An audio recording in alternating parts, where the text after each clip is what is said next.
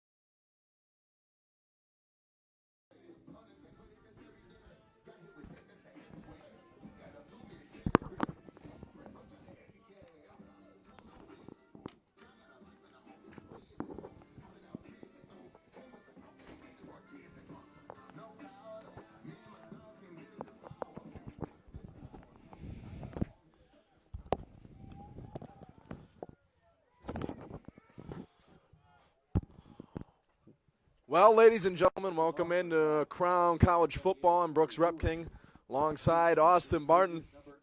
We're here at Old National Bank Stadium, Saturday, October 12th. It's a balmy 36 degrees out here. Snow is falling from the sky. Feels like 26 degrees, 15-mile-per-hour winds out of the southwest. And we've got a great matchup for you here today on the gridiron, Austin. Crown College against the Minnesota Morris Cougars. Crown won the coin toss, elected to defer. They're going to kick. What do you see out of this matchup, Austin? Well, the Morris is a very pass-heavy offense versus the Storm run-heavy offense. It's going to be a little bit of a clash of style today. Corey Heward kicks off. It's going to roll out of the back of the end zone. It's going to be a touchback, and we've got a little extracurricular activities already going on at the 40-yard line, and no love lost here between these two teams. Last year, Morris defeated the Storm 37-33 at Morris. Closely contested game that came right down to the end of the wire, Austin. I believe that was an overtime game. It was. Well. Morris will take over here to start the game. Their starters at QB, Daniel Francis, the 5'11 freshman. He's going to be out of the shotgun. Handoff is ran up the middle. Morris is swallowed up. That's going to be a low gainer there. Caleb Kemp with the carry. Your starting running back for the Cougars. The rest of your offensive starters, Nathan Sheridan at wide receiver, Brandon Carlson, and Blake Weimer, your two other starting wide receivers. Cameron Grayer at tight end, Zach Steen at left tackle, Christian Garcia at left guard. Another handoff up the middle. That one's going to be carried for a few yards, and you're looking at about 3rd and 6 here on the opening drive for the Cougars. Not a great start for the offense. Now 3rd and long here to start for the Cougars. Yeah, great job by the ends on the Crown line to keep those runners up the middle so the Junior Doe and the linebackers can come in and clean them out. Cody Nine will start at center for the Cougars. Alex Boyd at right guard and Shane Sanders at right tackle. Morris under pressure looking to pass. Little dump off, and that's going to be tackled down for about a gain of 1. Salazar complete to him. Short gain, and looks like it's going to be 3 and out for the Cougars to start as Sebastian Alvarado will bring down Salazar, and great opening drive for the Crown defense. Yeah, great job by Michael Moyer there. They left him alone, and I think they were going to have a running back blocking, but he avoided that block and was able to put a lot of pressure on the quarterback.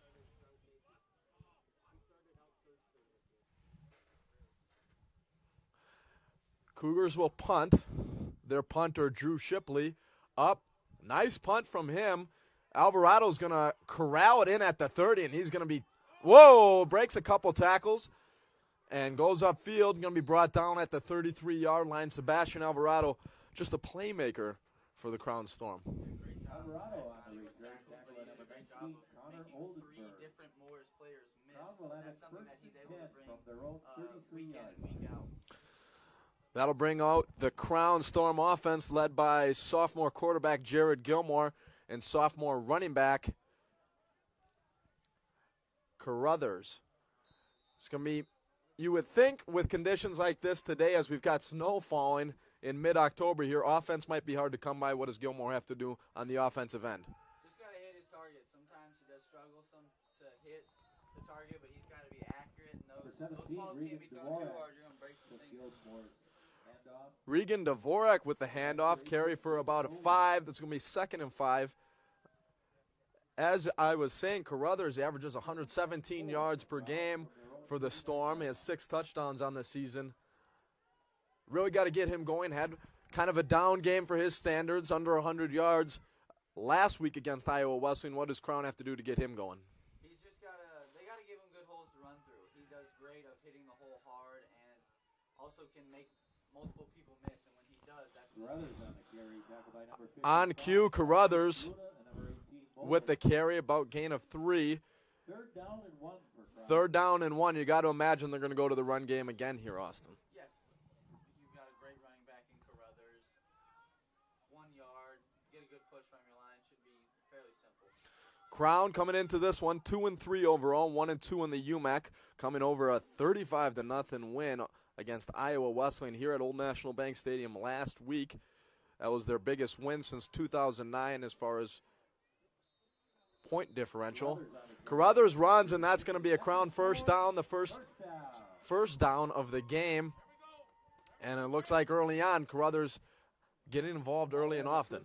Yeah, that's perfect for the storm. That's exactly what you want. Also, it be able to eat up a little possession as well, because this offense isn't high scoring, so be able to have the ball for a long period of time would be great. 4 out. Gilmore will be under center. Carruthers in the backfield.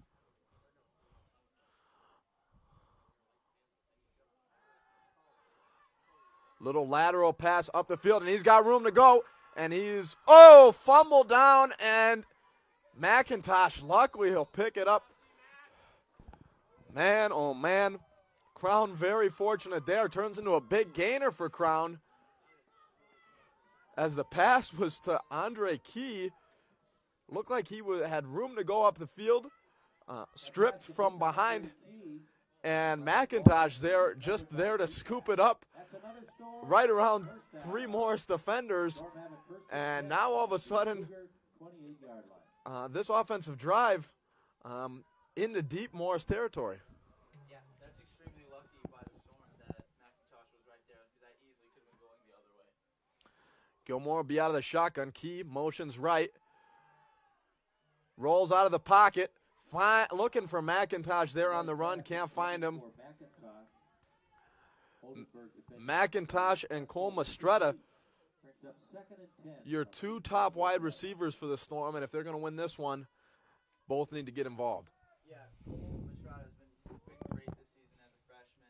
I think he's Gilmore's number 1 go-to guy right now, but he's got another one in McIntosh, and they're both just big targets that can have good hands. 2nd and 10, ball on Minnesota Morris's 28-yard line. Again, Gilmore under center. Hand off to Carruthers. He's going to look to go up the middle, and he's going to be thrown down. Short gainer there.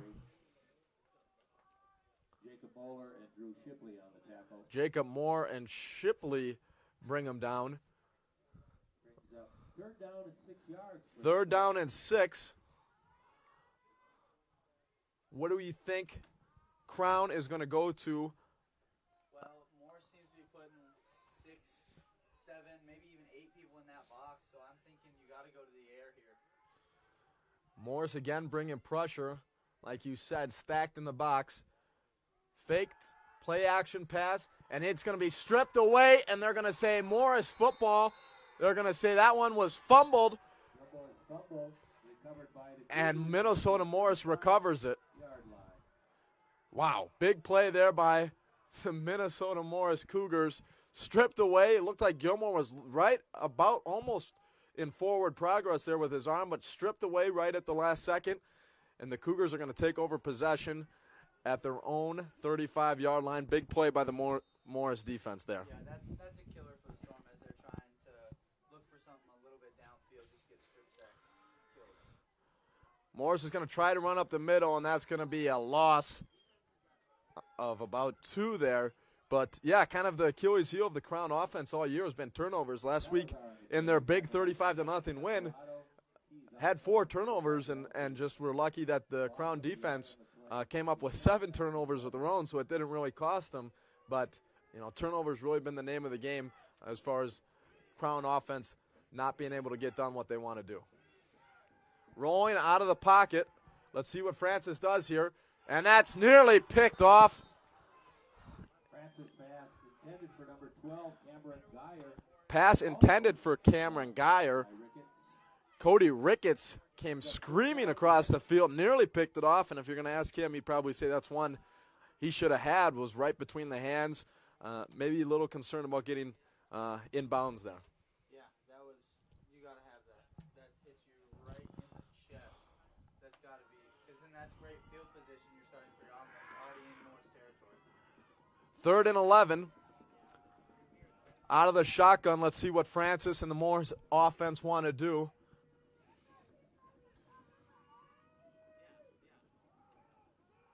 Crown bringing the house under pressure, and Francis fumbled it away for a second and re-corrals it, and Francis is thrown to the ground like a sack of dirt there.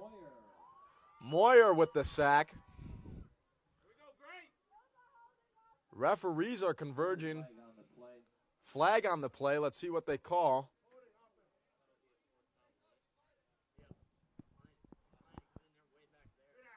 Huge play by the Crown defense. That'll bring up 4th down. What'd you see there? Yeah, great job. The Storm brought the house on that, and they looked like Morris just didn't have enough people. That penalty is declined. Result of play, 4th down.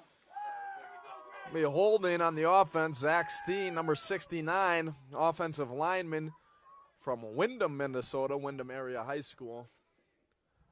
Cougars have it 4th and 20 from their own 25-yard line. Shipley back to punt. Alvarado back to receive for the Storm.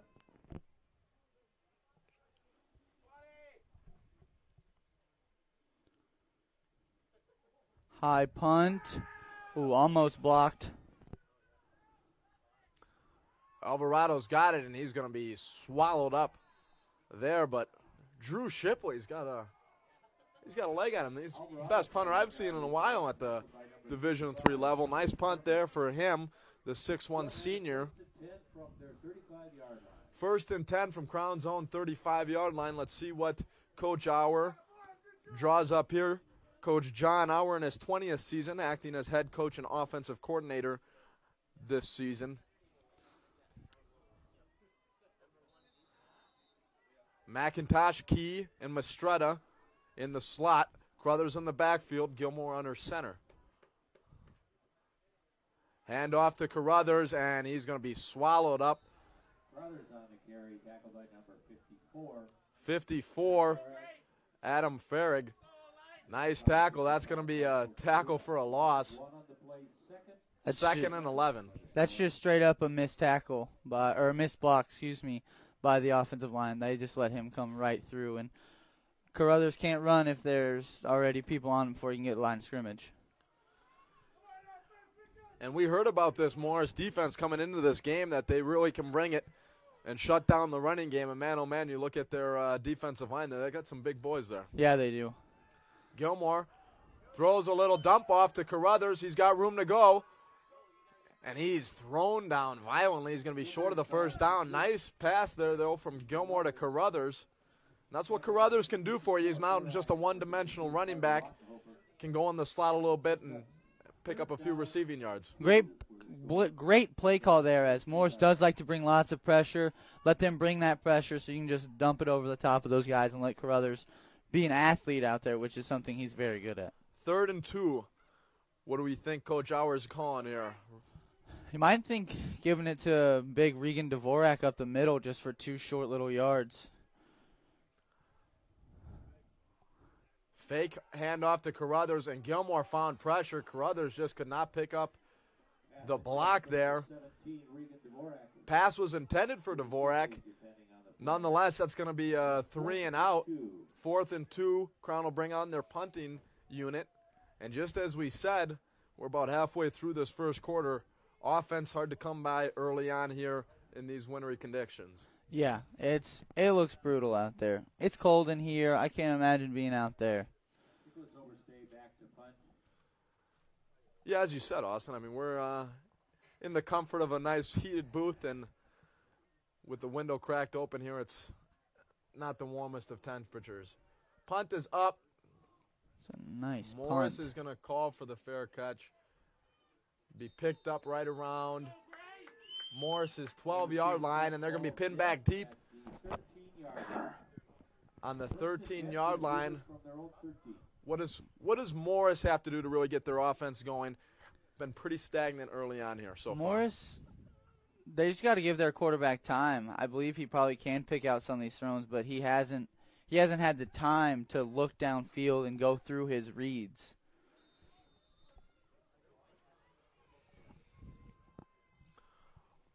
Seven minutes left to go here in the first. Francis out of the shotgun, looking to throw. Nice little slant pass. He's got room to go, and he's going to be thrown down Nathan Sheridan with the catch, his first catch of the day. Morris, his top wide receiver, averages just under 50 yards a game.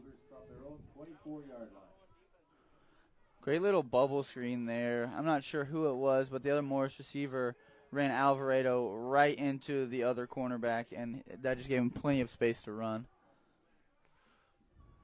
Morris picks up their first down. Handoff. And Alvarado is going to light him up. Big tackle there. Blake Johnson went wide right, and Alvarado and Duffy laid down a big hit, and that's why this is a man's game at the college level here. Yes, it is. Wow, that was a hit. You can hear it up here in the booth.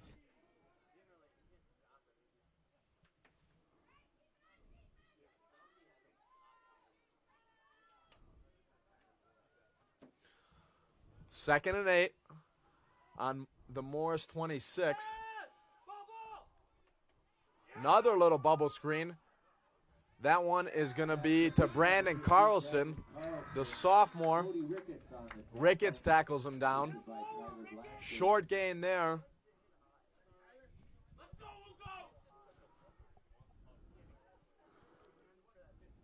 And it looks like this Morris offense is fairly contempt of trying to drive down the field with short runs and short little screens. They haven't really taken too many opportunities deep down the field yet. No, I think they need to start looking to take at least one, because you got to keep these cornerbacks and safeties honest, because if they know you're going to start short, they're going to start jumping routes.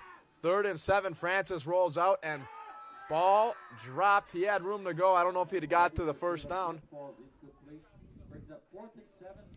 It would have been close, that's for sure. He had at least 7 or 8 yards of just green grass in front of him. The running back, Caleb Kemp, wide open, just tried to run a little bit before he had the ball. Nonetheless, that's going to bring out the punting unit for Morris, and we're going to see Drew Shipley's 3rd punt of the game here, barely halfway through the first quarter. Alvarado back to receive. Alvarado in the backfield to receive the punt.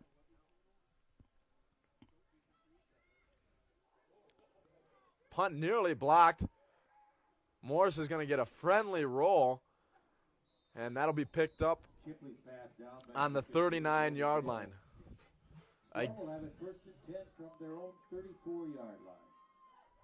Excuse me, the 34-yard line. Crown comes in today 2-0 at home at Old National Bank Stadium.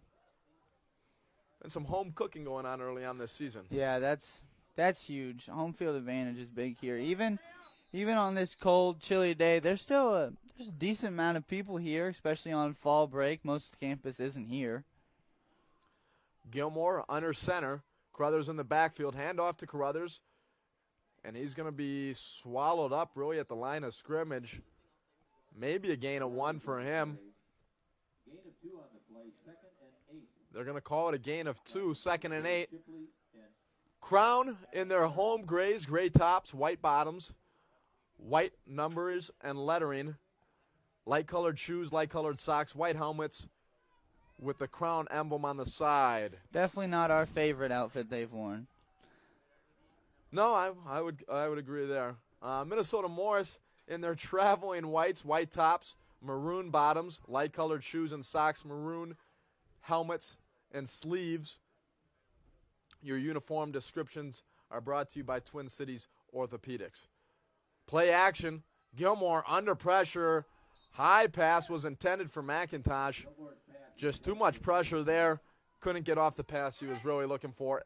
And probably lucky as McIntosh was in double coverage there. Yeah, really lucky that wasn't an interception. But he's got to get those passes down a little bit. I mean, McIntosh is, 6'3", and he's still overthrowing him. So he's got to get those passes down. Little confusion on who Crown wants on there. Dvorak will come in for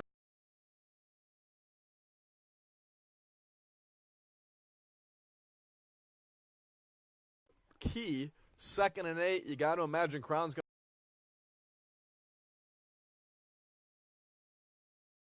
to try to go to the air here as the running game has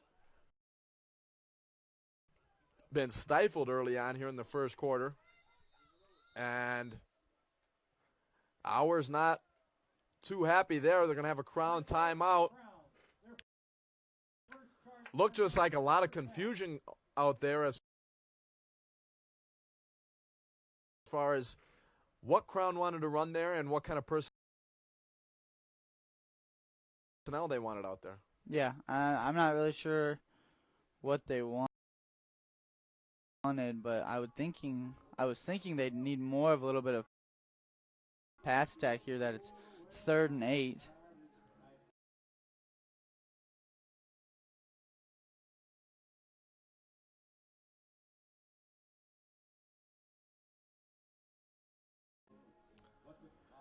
I don't know if you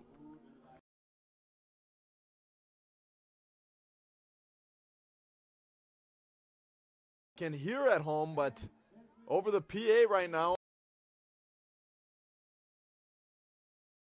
a little Christmas music going on. Well, that's kind of the atmosphere I'm getting. Here, as we said, October 12th, a blissful 36 degrees, feels like 26.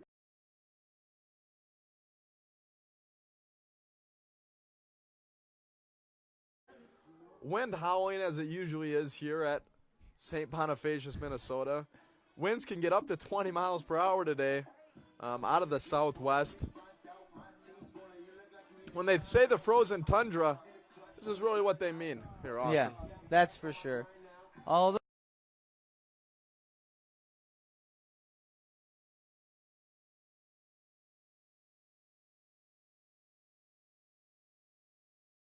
you can see that the sun is starting to poke its head out, so maybe it will hopefully warm up a little bit. Gilmore out of the shotgun. Dvorak motions right. Looking to throw again under pressure. He's getting chased. Little dump off pass, and they're going to have a flag, late hit. Pass was complete to Janair Smith, who was questionable for this game. And he was hit just out of bounds. A little bit of a late hit there by Morris, and it looks like that is going to go against number 3 for Morris, Billy Mitchell III. Also, there is a hurt Morris player. It looks like number 77. Who is that? I believe that's number 17, Austin. It's hard to tell from up here. Hard to see from our view. Trainers and coaches in the way. But, man, yeah, something you never want to see. It's an inevitable part of all sports, especially football, but something you definitely don't want to see here early on in a big conference game. No, you never want to see injuries. And especially as a competitor, as we both play college athletics, I like to beat them at, like, full strength. I don't want anyone to get hurt. I want to say, hey, we beat you, or you beat us at full strength. You never want to see anyone get hurt or injured or anything like that. Nonetheless, while we have a chance for a timeout here, your UMAC standings going into today, Martin Luther sits atop the conference, tied with McMurray, both sitting at 2-0 on the season. St. Scholastica follows them 2-1, alongside Greenville, who is also 2-1. Minnesota Morris comes into today 1-1 in the conference. Crown 1-2, Northwestern 1-2, Westminster 1-2, and Iowa Wesleyan. Tough start for them, 0-3 on the season. Morris comes in today 1-3 on the season, 1-1 in the UMAC, coming off of a 28-21 win at Iowa Wesleyan. They had a bye week last week, and their next game will be October 19th versus Northwestern. Again, hard to see who is down on the field, along with, it looks like a lower body injury, as both Moore's trainer and Crown's trainer are both attending to him. He is up, and he looks to be communicating with them, looks to be in semi-good spirits. He gets up on his feet here. maybe a concussion, because he doesn't seem to be. I'm not sure, honestly. It is number 17. We apologize at home. Morris doesn't have a 17 labeled on their roster, so we can't give you the definitive name of who that is. It is number 17. He is walking off under his own power. Looks to be okay. Definitely best of wishes to him and his family. And we'll keep you updated on the status of him throughout the game. I got to say, though, hats off to the Morris.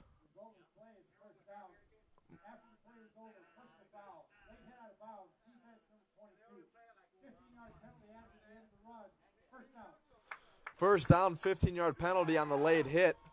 But as I was saying, you got to give hats off to the Morris fan base. You can, kind of see them across the top of your screen there. Good showing for them on roughly 3.5-hour drive. Yeah, there's a lot of people here, and I think a couple more are trickling in. So they must love their football. Pitch off to Carruthers, and he's going to be tackled down for a 5-yard loss. Wow. Just as Crown looked like they were gaining some momentum with the 15-yard penalty, Carruthers just can't get anything going.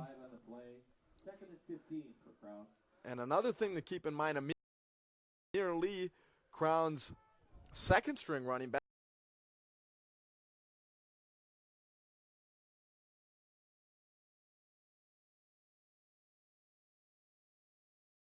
averages almost 70 yards a game. Questionable coming into today whether he was going to play. We haven't seen him yet.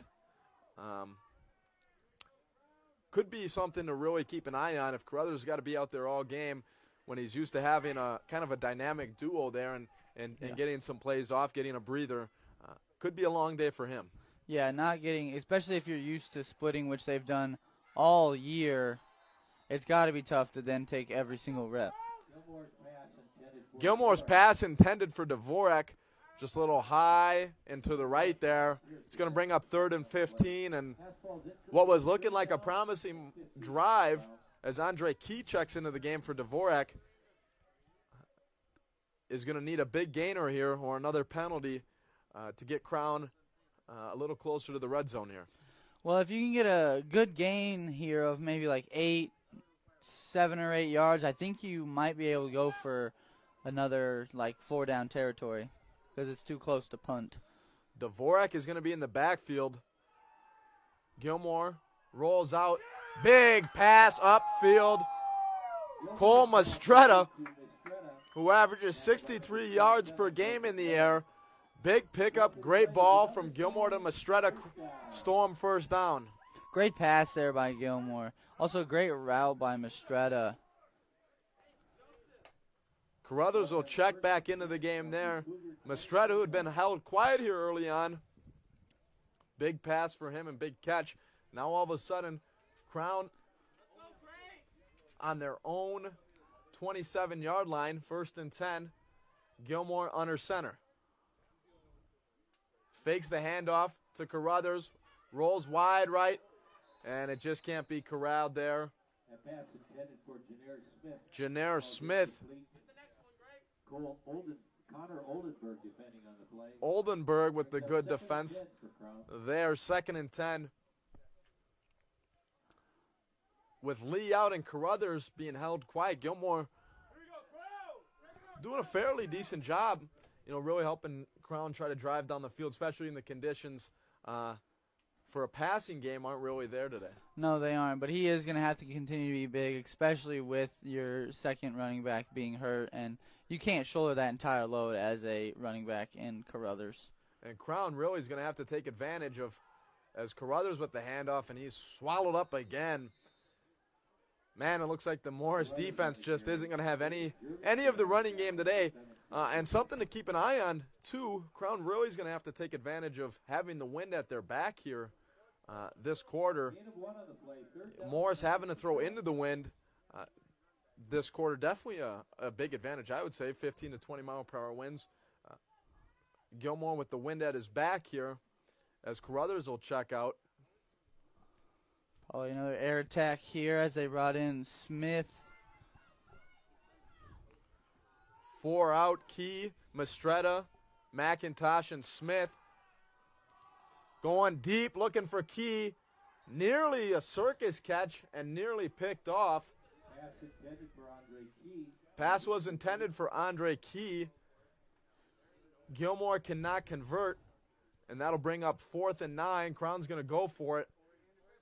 Was looking to take it to the house there. They were. I don't know if that was his best choices. There were 4 Morris safeties, cornerbacks in that area. I think he's lucky to have that not intercepted as well. Crown's going to go for it deep in their own territory. Let's see what they got here. Got to imagine they're going to go to the passing game on 4th and 9. Gilmore again out of the shotgun, looking for the house, looking for Mistretta. Beautiful catch. Cole Mistretta, oh man, lays out in the end zone. Couldn't have been a better thrown ball, couldn't be a better catch. Wow. What a catch by Mistretta. Crown looking down and out on the offensive end. Mistretta picks him up and says, I got you, big fella. Lays out deep in the end zone in the corner. Knocks down the pylon, and wow is all real you can say. We told you coming into today, Cole Mistretta averaging close to 70 yards per game in the air. As the extra point is up and good. Crown takes the lead here late in the first quarter, 7-0. Look at this. 66-yard touchdown drive by the Crown Storm and Jared Gilmore. Great ball by Jared Gilmore. He put it out far enough so the defensive back couldn't get it, and he let Cole Mistretta do work and make a beautiful diving catch. All of a sudden now, a little momentum on the Storm side. Let's see if Morris and Daniel Francis, the freshman quarterback from Colorado, can answer. And again, in a game like this where offense can be hard to come by, you want to stay as close as possible. Morris can't let Crown start to build up this lead going into the second quarter. No, they can't. They've struggled all day for offense. But, again, I think Morris needs to start trying to look deeper downfield as Crown did there. Twice they went deep to try to keep those cornerbacks honest. So we'll see if maybe that opens up short stuff for Crown later on. Heward will kick it off. Took an absolutely miraculous catch by Mistretta for the Crown Storm to get on the board. Going upfield, and he's got room to run at the 40, at the 30. He's going to be pushed out of bounds at the 35-yard line. Lots of hooting and hollering going down on the sidelines for Morris. And all of a sudden, Morris in dangerous field position. Beautiful return by the Cougars. And I believe that was Jalen Salazar, the 5'8 sophomore. 59-yard return. 1st and 10 on the 25-yard line. Wow, what a return there. Yeah. A little momentum right back in the Cougars' side. Yeah, that hurts for the Storm, though, because you're up, the quarter's running down, and then you give up a huge gain. Now you got to ask your defense to be studs here. And just as we've been saying early on, doesn't look like Morris's game is to really go downfield, and a pass is going to be good. That's going to be a first down. Nice little dump-off pass to Mark Chapman, the freshman, 6 foot 175 wide receiver. 12-yard gain. 1st and 10. And like I was saying, Morris, who doesn't really look like they want to take shots deep down the field, doesn't have to now after a 59-yard return. No, not at all. Nice short gains are going to be great here in this end zone. Looking to pass again. A little wide right intended receiver was Nathan Sheridan. He missed his receiver there. The receiver was breaking to his left, and he threw it to the outside of him, and he was breaking inside. So that's just a poor throw by the freshman. Would have been a short gain. Let's see what they look to do.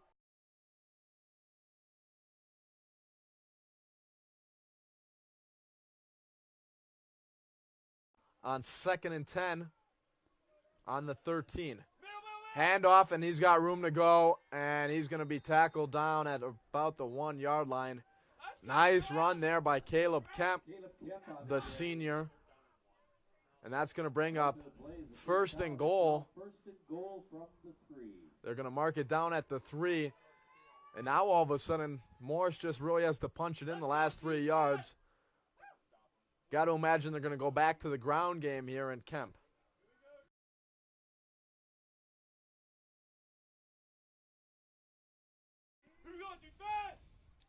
14 on the game. Clock winding down. Kemp's got it. He's going to run up the middle. And looks like he's going to be short, but it's going to be a gain. Checking in for the Crown defense. That's going to be number 47, Keith Icon. That's going to be the end of the first quarter. The end of the first quarter, folks. Closely contested game here. Both defenses have looked fairly good. Crown scoring on the beautiful pass from Gilmore to Mastretta. And a huge return there from Salazar to end the third quarter. Morris is going to have 2nd and goal on the 1 yard line. Crown through the first haymaker of this game with the touchdown.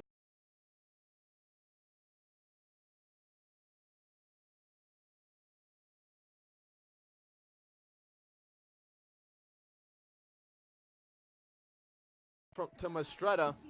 What kind of pickup would it be on the very next drive for Morris to answer him here with another touchdown of their own? Oh, that would be huge. If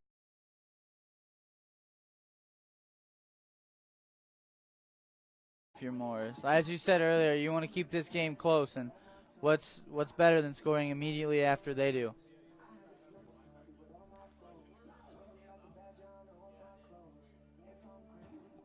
Here at Old National Bank Stadium, let's see what defensive coordinator Eric Schwartz in his second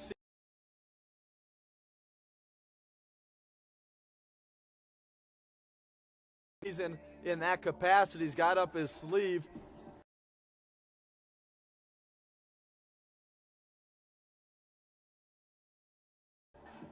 On the 1 yard line.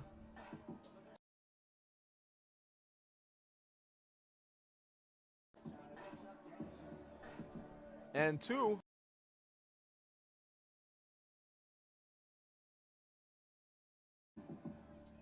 If Morris had any doubts of what they wanted to do with the end of the first quarter there, almost get a free timeout with about as good as field position as you can get on the 1 yard line to draw up whatever they want to do. Yeah, I don't think it's going to be too complicated here, though. I mean, you're on the 1 yard line. You've got, I mean, kind of what I would say is a pretty big quarterback. You could easily just have a little quarterback sneak for that touchdown. And it looks like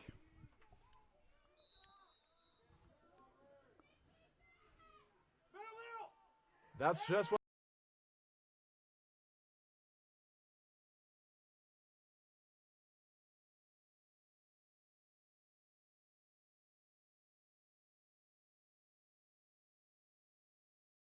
they're going to try to do, and he's going to get brought down. That's going to be a loss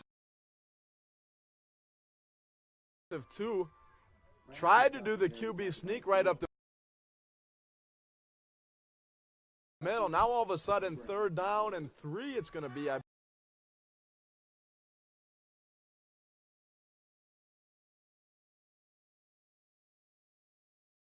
believe 3rd and goal from the 3. Now it looks like makes things a little more complicated. What are you running here? Does. If you're Marty Hoffman, Minnesota Morris' head coach. Maybe you think of a little quick slant right here by your number 1 receiver out there. That's an easy throw.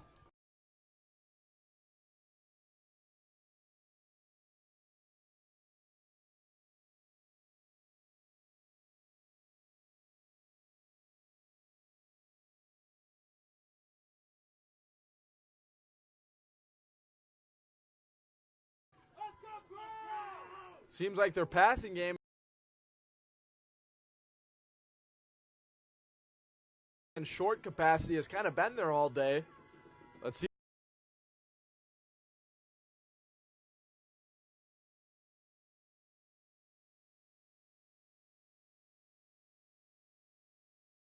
what they do. They're going to pass it. And that's going to be a touchdown, Minnesota Morris. Francis to Brandon Carlson, the 5'11 sophomore. Like you said, just a little curl route there. Yep. Wide open. With the extra point here, Morris can tie it up, but back and forth we go. Just as Crown had taken over all the momentum here early on in this game. Saw lots of 3 and outs, 3 and outs, 3 and outs.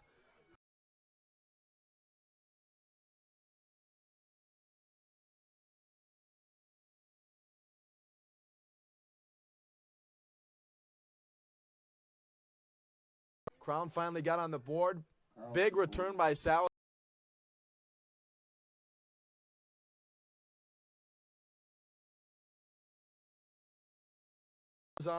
And Francis does the rest.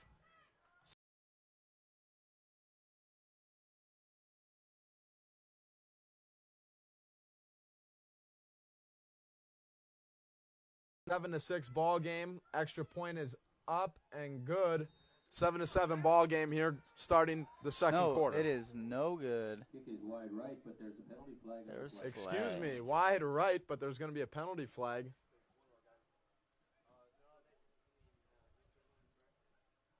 Referees are going to converge here.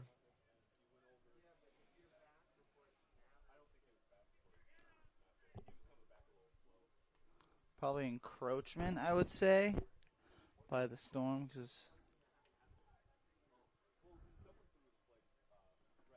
This could be a big call in this game. Let's see what the referee says. Offsides, defense number 8. That's going to be on Junior Doe. Half the distance to a goal. That'll cut down this extra point a little bit. Big penalty there by the Storm. In a game like this, you got to imagine this one's going to come down to the wire. Kicker Caden McKibben, 6'1 freshman, to kick from Morris. This one is up, and that one is good right through the uprights into the swamp on the other side. Powerful kick there. And we're all tied up 7-7 all. 6 plays, 3-yard touchdown pass from Francis to Carlson. Your score, Crown 7, Morris 7. Now, what does Gilmore have to do and the Crown offense have to do to drive back down the field, get a little more momentum? And you got to imagine Coach Auer on the sideline really wants to get Carruthers going. Been held very quiet throughout the first quarter. A guy that we've seen had 3 consecutive games with over 150 yards rushing is on pace for nowhere close to that here today. yeah, no, I think one way to make sure he stays involved is you got to make sure that passing game is going. Because if you have that passing game going and those guys are all worried about that, then you can start hanging the ball off to Carruthers more. –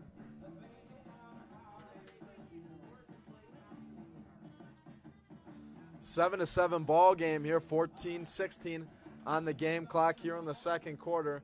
We came into this one knowing it was going to be a closely contested matchup. As we said, last year's game at Minnesota Morris, 37-33 loss for the Storm in overtime. Kind of has a feel like that sort of game here today as well. Yeah, it does. I think all 4 years I've been here, this Minnesota Morris game has always been close. These two teams are very familiar with each other and know how they play, and it's always a dogfight. Cougar fight in this instance. Morris ready to kick off. That again will be McKibben. Alvarado in the backfield. He's got it. Receive.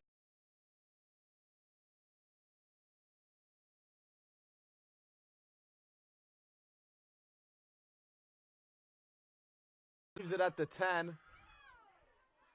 He's got room to go, and he's going to be swallowed up. It's going to be return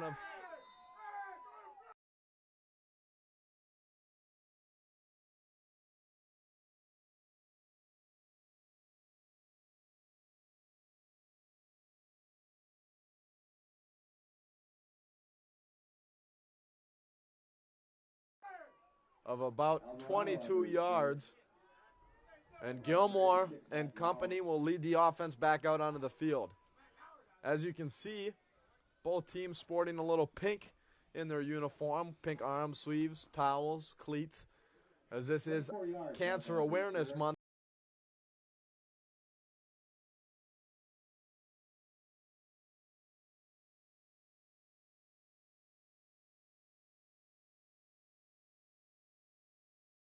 Here in October. Storm have it first and 10 from their own 34-yard line. First and 10 from their own 34. We'll see what Gilmore can do now. Going into the teeth of the wind here, as we said. Last quarter, wind at their back. Key will motion across the field. Dvorak in the backfield. Little dump off to Key. And not much going there. He's going to be swallowed up. If they're lucky at the line of scrimmage. Not much going there from Gilmore to Key. That's gonna yeah, there were 5 Morris players there. Key really didn't have anywhere to go. They're going to give him a 2-yard gain.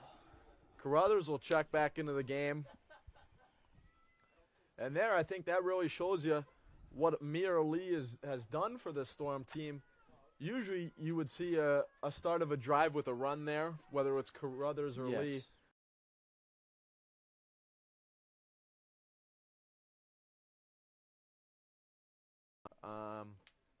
Little curl route there. Carruthers will have it. He's going to have some room to go this time. Little spin move. Looks like he's going to be pretty close to the first yard or first down marker, and they're going to give it to him. Crown first down as they'll take over on the 45-yard line.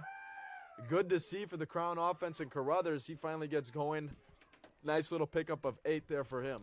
Yeah, that's great. And, again, if you have, with Amir Lee being out, you can stay fresher for longer, so you can continue to hit those hard.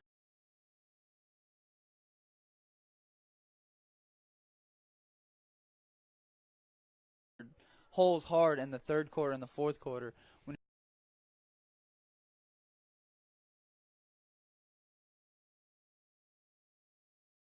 you're splitting reps. Hand off to Dvorak. He's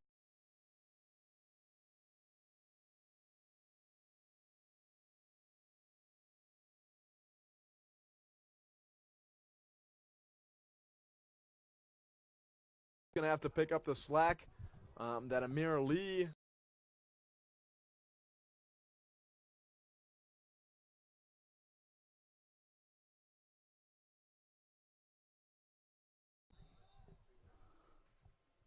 was carrying.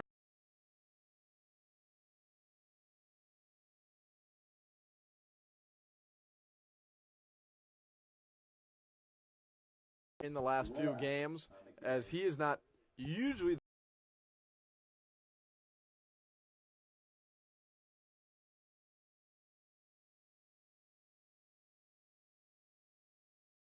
second string running back. He is here today.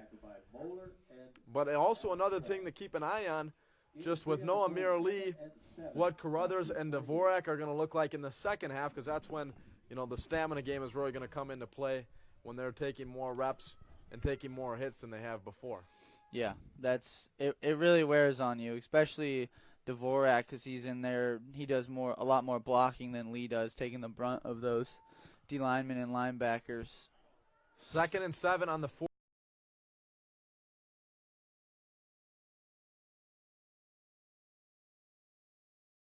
48. Game or play clock is running down. They're going to have to get it off. Gilmore under center, and he's swallowed up. Sacked there by Minnesota Morris. Gilmore sacked in the backfield by number 54, Adam Farag. Adam Fry with the big sack. They brought the house, and Gilmore, who was just under pressure to just get the ball off in time, sacked by Minnesota Morris, and their defensive line is something I wouldn't want to go up against. No, those are some big guys down there, and that's got to hurt when they get a hold of him. Gilmore isn't the biggest quarterback ever either, so. Minnesota Morris defensive line is what nightmares are made of. 3rd and 12. Let's see what Coach Auer has up his sleeve here. Gilmore out of the shotgun, looking to throw. He's got McIntosh. They're going to bring him down. He's going to fight for the first down marker, but he's going to be short of about 4. That's going to bring up 4th down, and it'll bring out the Crown punt team. Gain of 8 to McIntosh. 4th and 4, as we said, will bring out the punt team. And all of a sudden now, Minnesota Morris, who looked a little dead in the water after a huge Cole Mastretta touchdown pass, can take the lead here on this drive. Yeah, they can. That kick return really just jump-started that whole team, defense and offense. Punt goes straight up in the air, well short. And that's going to be a friendly roll for Morrison. Not much you can say there other than just a weak punt straight up into the air like a firework. And Minnesota Morris will take over. Looked like the snap started that one. A little bit of a high snap. Caused just kind of a rush punt there, as we said, straight up into the air.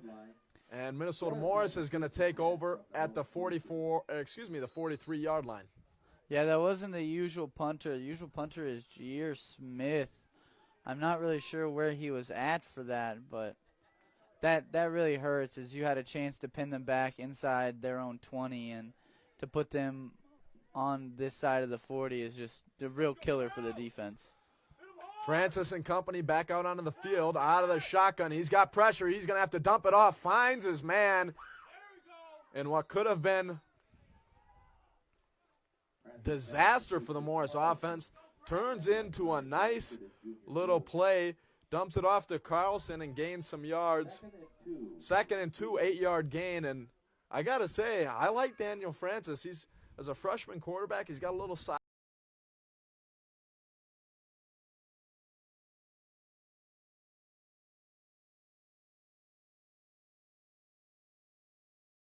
He's got some mobility and good showing here early on. Yeah, he's very composed. Even when the pocket collapses, he's still looking downfield, looking to get rid of the ball. Right on cue, he throws one a mile high. 3rd down and 2.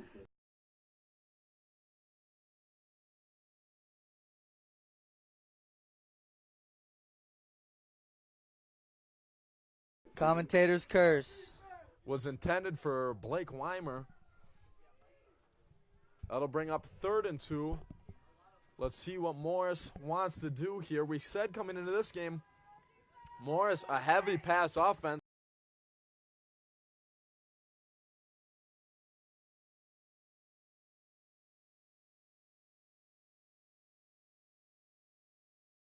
That's been the case here on 2nd and 2. You're not going to find most.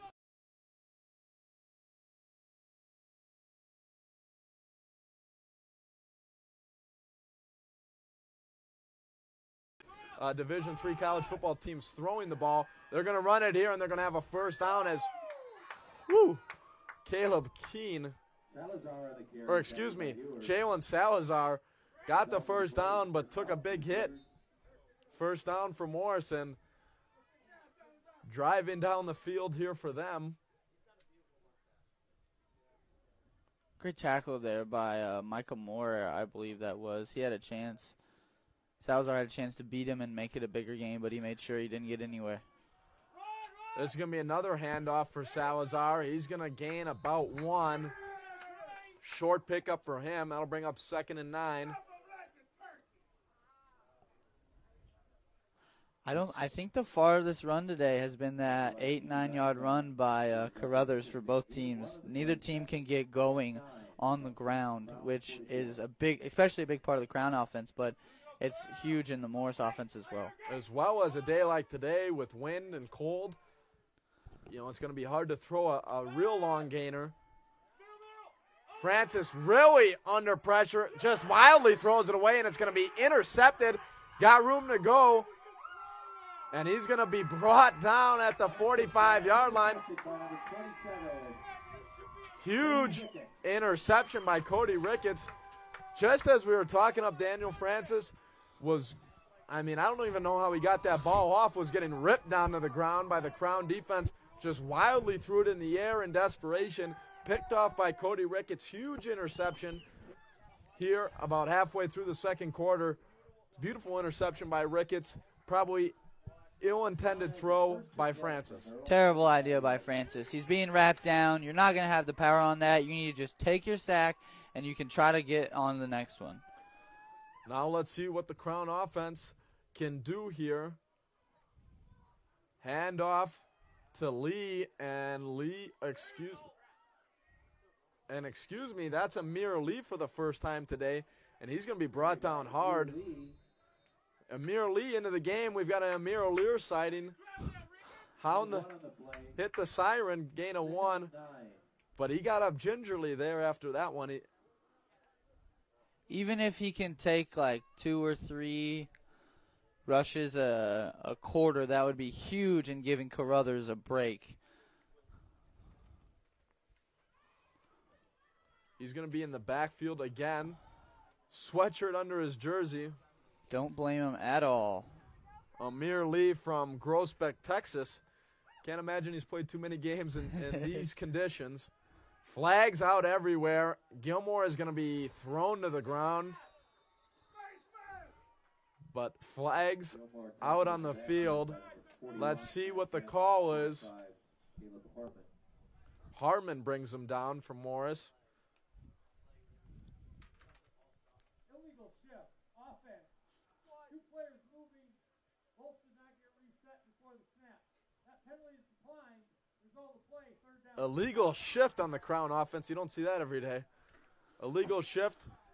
The explanation was 2 men moving, and they did not become set. Either way, wave off the penalty. Morris is going to say, we're going to take the sack on this one. It's going to bring up 3rd and 12, I believe. 3rd and 13, actually. And we'll see if Crown can come up with a big play here. You're looking for Mastretta at the bottom part of your screen. Again under pressure. Gilmore gets away. He's going to have just a couple guys to beat, and he's going to be wrapped up hard. Short gain there of about 5. Nonetheless, it's going to bring out the Crown punt team, and opportunity squandered by the Crown offense after the big interception by Ricketts. And the Minnesota Morris defense, hats off to them. They showed up to play today. Yeah, they definitely did. I mean, both defense has. Only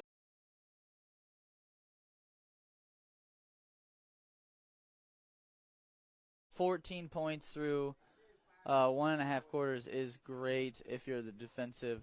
Now it comes down to the offenses. Can they get going? Can they find make those little tweaks to beat these defenses that are playing great today? And we'll see how Francis, the Morris quarterback, responds to his first turnover of the game. That's always something to keep an eye on as a young quarterback.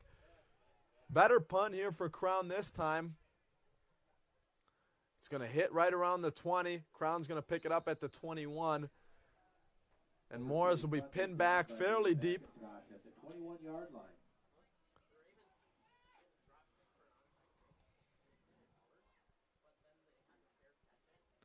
Make it the 22-yard line. Cougars have it 1st and 10. 1st and 10 at the 22.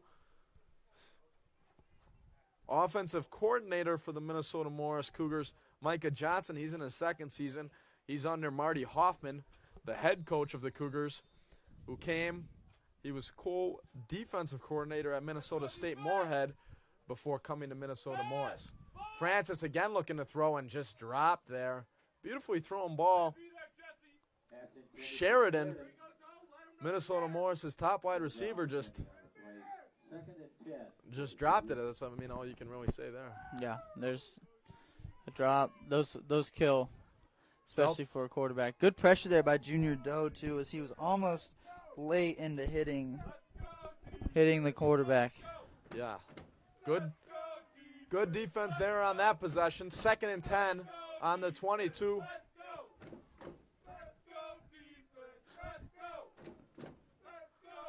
Crown student section trying to get into it. Francis under pressure, and he's going to be ripped down. Big loss and sack for the Crown defense. Francis tackled in the backfield by Keys Icon with the big sack there. Junior Doe assisted. Huge sack by the Crown defense and Keys Icon. Keys Icon is a mountain of a man. Who wouldn't want to be ripped home by him. No. 3rd and 18, that's going to bring up. Let's see what Morris has up their sleeve. Probably just going to try to play it safe. Can't afford for an interception in this sort of territory. No, you're just asking the Storm to score. Francis looking to run. He's going to roll out wide right. Tries to find Carlson. Nothing going there. pass intended for number 15, Brandon But that's going to probably bring out the punt team for the Cougars. rushing the quarterback. And either way, Crown's going to have pretty good starting field position here. Yeah, they are, which is huge for the Storm. In that first quarter they started probably right around the 35 for almost every single drive. And this start of the second quarter, they haven't had nice field position. So that'll be a huge boost for the offense.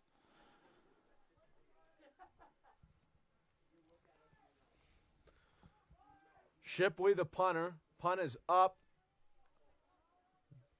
Fairly deep punt. Excuse me. It's going to roll, and it's going to be kicked out of bounds at about the 39-yard line. And Gibbons punt out of bounds at the 39-yard line.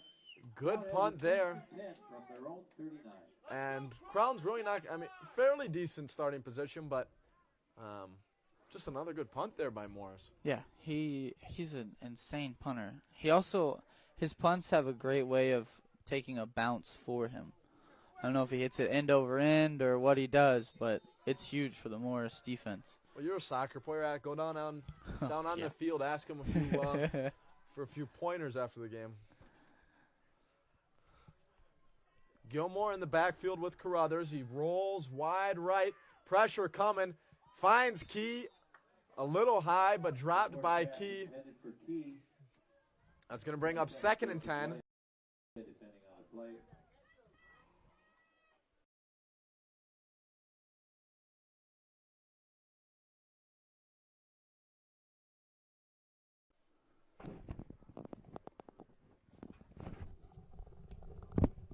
Another good defensive stance here by Morris. Let's see 10 for the Storm from their what own our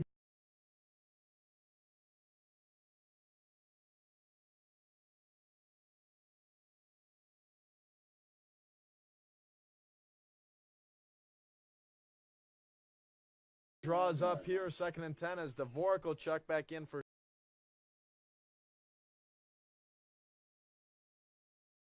Smith. Smith nursing an injury for himself. I believe it's an ankle issue that he got last week versus the win at Iowa Wesleyan. Gilmore alongside Carruthers again. They're going to hand it off to him. He's looking for room to go, and he's just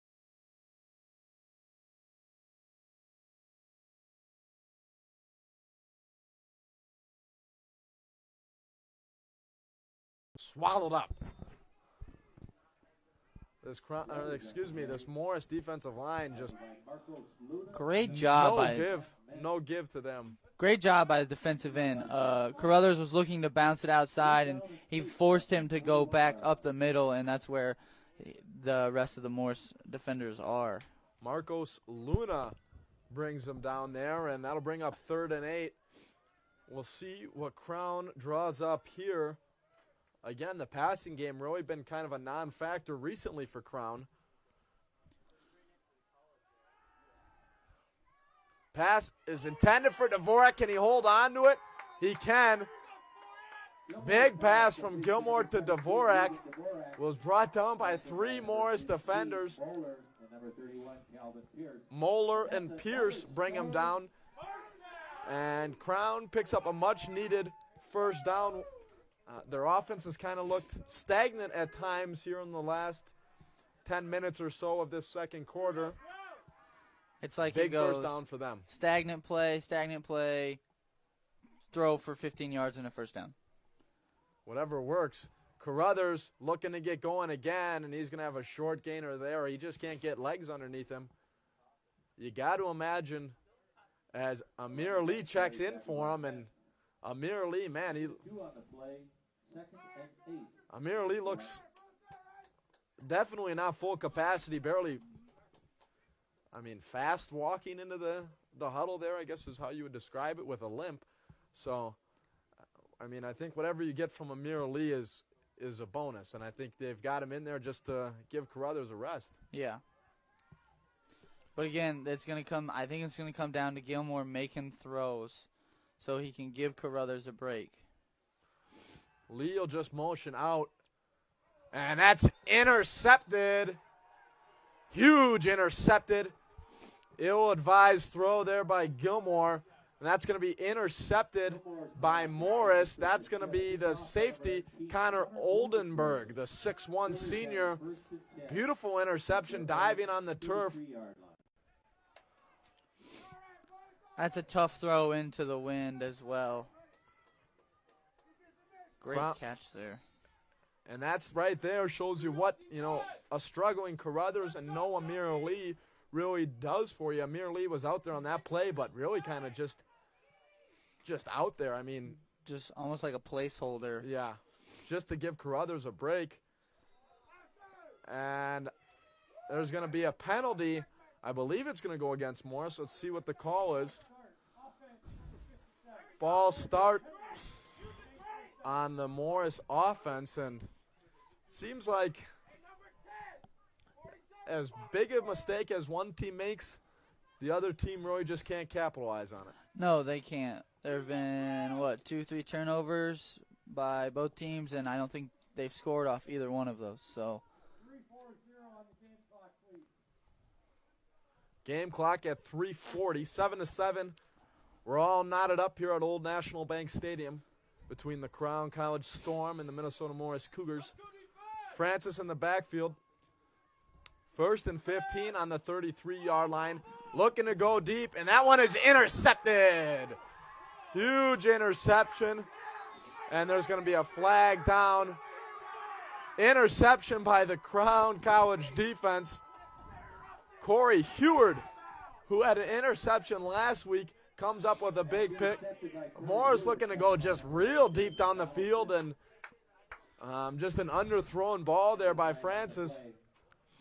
great pressure there by Junior Doe. I think that's part of the reason that was underthrown is he hit him as soon as he threw it. Intercepting team number 4. That penalty enforced 10 yards from the spot of the foul. 1st and 10. And just like that, as what he said, as a team comes up with a big play, they can't capitalize. Crown with the block in the back on the interception there, and they're going to be backed up another 10 yards. And as big as that interception is, they're going to be pinned back now.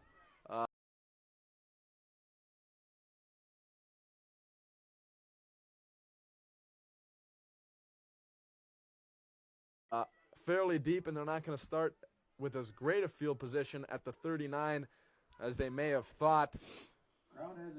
You got to imagine whoever wins this game, it's just going to come down who makes, the least amount of mistakes. Yeah, which is right now it's even. Both teams have made a lot of mistakes on both sides of the ball. Carruthers is back in. What was looking like just a well-played football game in the first quarter has turned into kind of a sloppy, not well-played game, just to put it bluntly. Fumble out and falls down on it. Carruthers runs up the field and fumbles it. Recovered by number 71, Aaron Oberstreet. Aaron Oberstreet just falls down on it and actually gains Crown probably another 3 yards of offense there, but what a possession that would have been. Interception.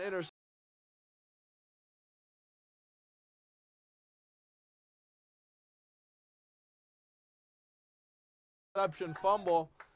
Crown just extremely fortunate that they fell on it there. They've been lucky twice today with getting that ball bounced right to one of their players. 3 minutes left in the first half. Carruthers again with the run up the middle. Looks like he's going to have it for a first down. Nice little run of about 5. That's another Storm first down. Storm first down. As Minnesota Morris defense, as good as they've been, now they've been out on the field for quite a long time here with the interception on the first play of the drive for the offense. Let's see if they got their legs underneath them. Yeah, that's rough, as you would hope that your offense could at least get 1 or 2 first downs to give you a break, but when they can't, you can see as Carruthers just gets 5 yards on that. He wasn't getting that earlier. Run up the middle. I believe it was Dvorak. No, excuse me, it was Carruthers. Gain of 4.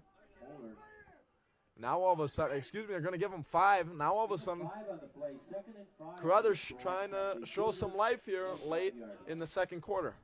He is. That's huge for this offense because we are a run-first team, and when you don't have a run first, then you're relying heavily on a pass attack that just honestly really isn't there. And takes a little pressure off of Gilmore, who's been a little hit and miss in the second quarter. He'll be out of the shotgun here, 2nd and 5.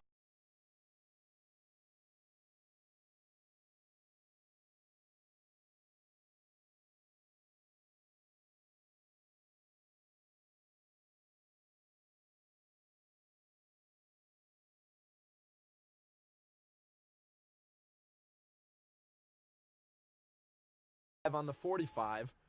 Rolling right. Huge.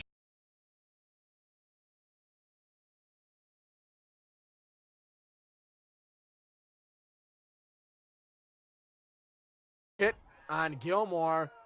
And that ball falls in no man's land, but Gilmore took a monster hit there. Great job in there to just stand there and take that hit and try to deliver a good ball, as it was fairly close to Smith. 3rd and 5, and on a day like today, on that hard, cold turf, that hit couldn't have felt too good. No way. Let's see what Auer has got up his sleeve here. 3rd and 5. Again out of the shotgun. Carruthers alongside Gilmore. Looking to pass.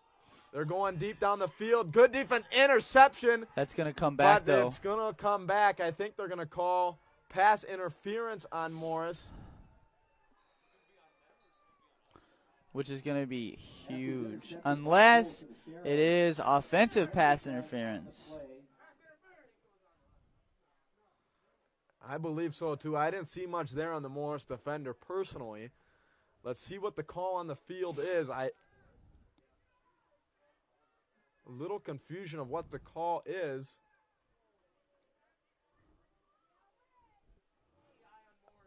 Referees not really signaling anything here. Pass interference. Defense, number 22. They're going to call it. 15-yard penalty from the previous spot. Automatic first down. They're going to call pass interference on number 22 for Minnesota Morris. And I got to tell you, I don't know if I agree with it. A little contact going down, down the sideline there, but not a ton. I wouldn't be super stoked if I was Marty Hoffman and the Cougars sideline. I wouldn't be either. But it is really hard to see from here. But I thought it was going to be offensive pass interference because I thought Smith was pulling him back.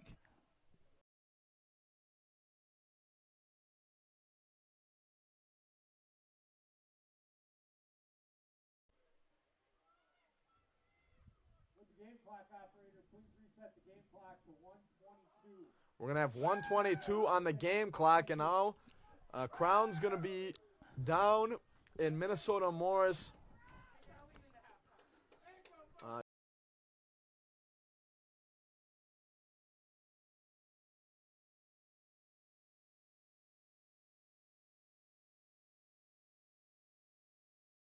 territory. 1st and 10 on the 30.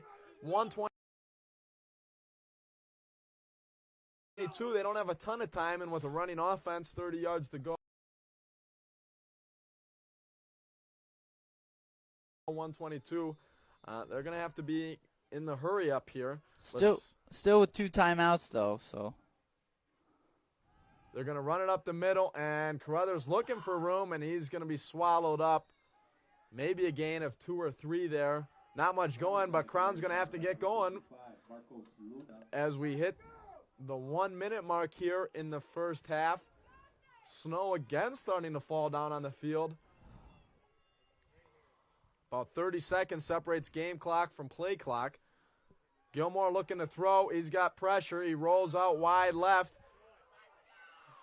He's just going to toss it in the way out of bounds.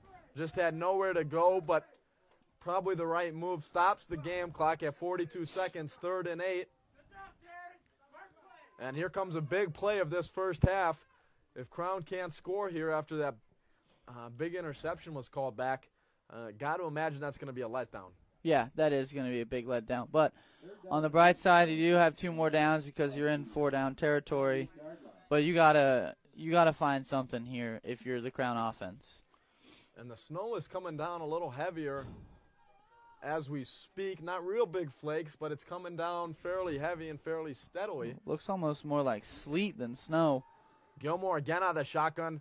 Intercepted. Thrown was intended for McIntosh at the 40, at the 50, and he's going to be pitched out of bounds at the 45-yard line. And Minnesota Morris is going to take over possession 32 seconds. Ball was intended for McIntosh, probably thrown 20 feet to his right, not even close there.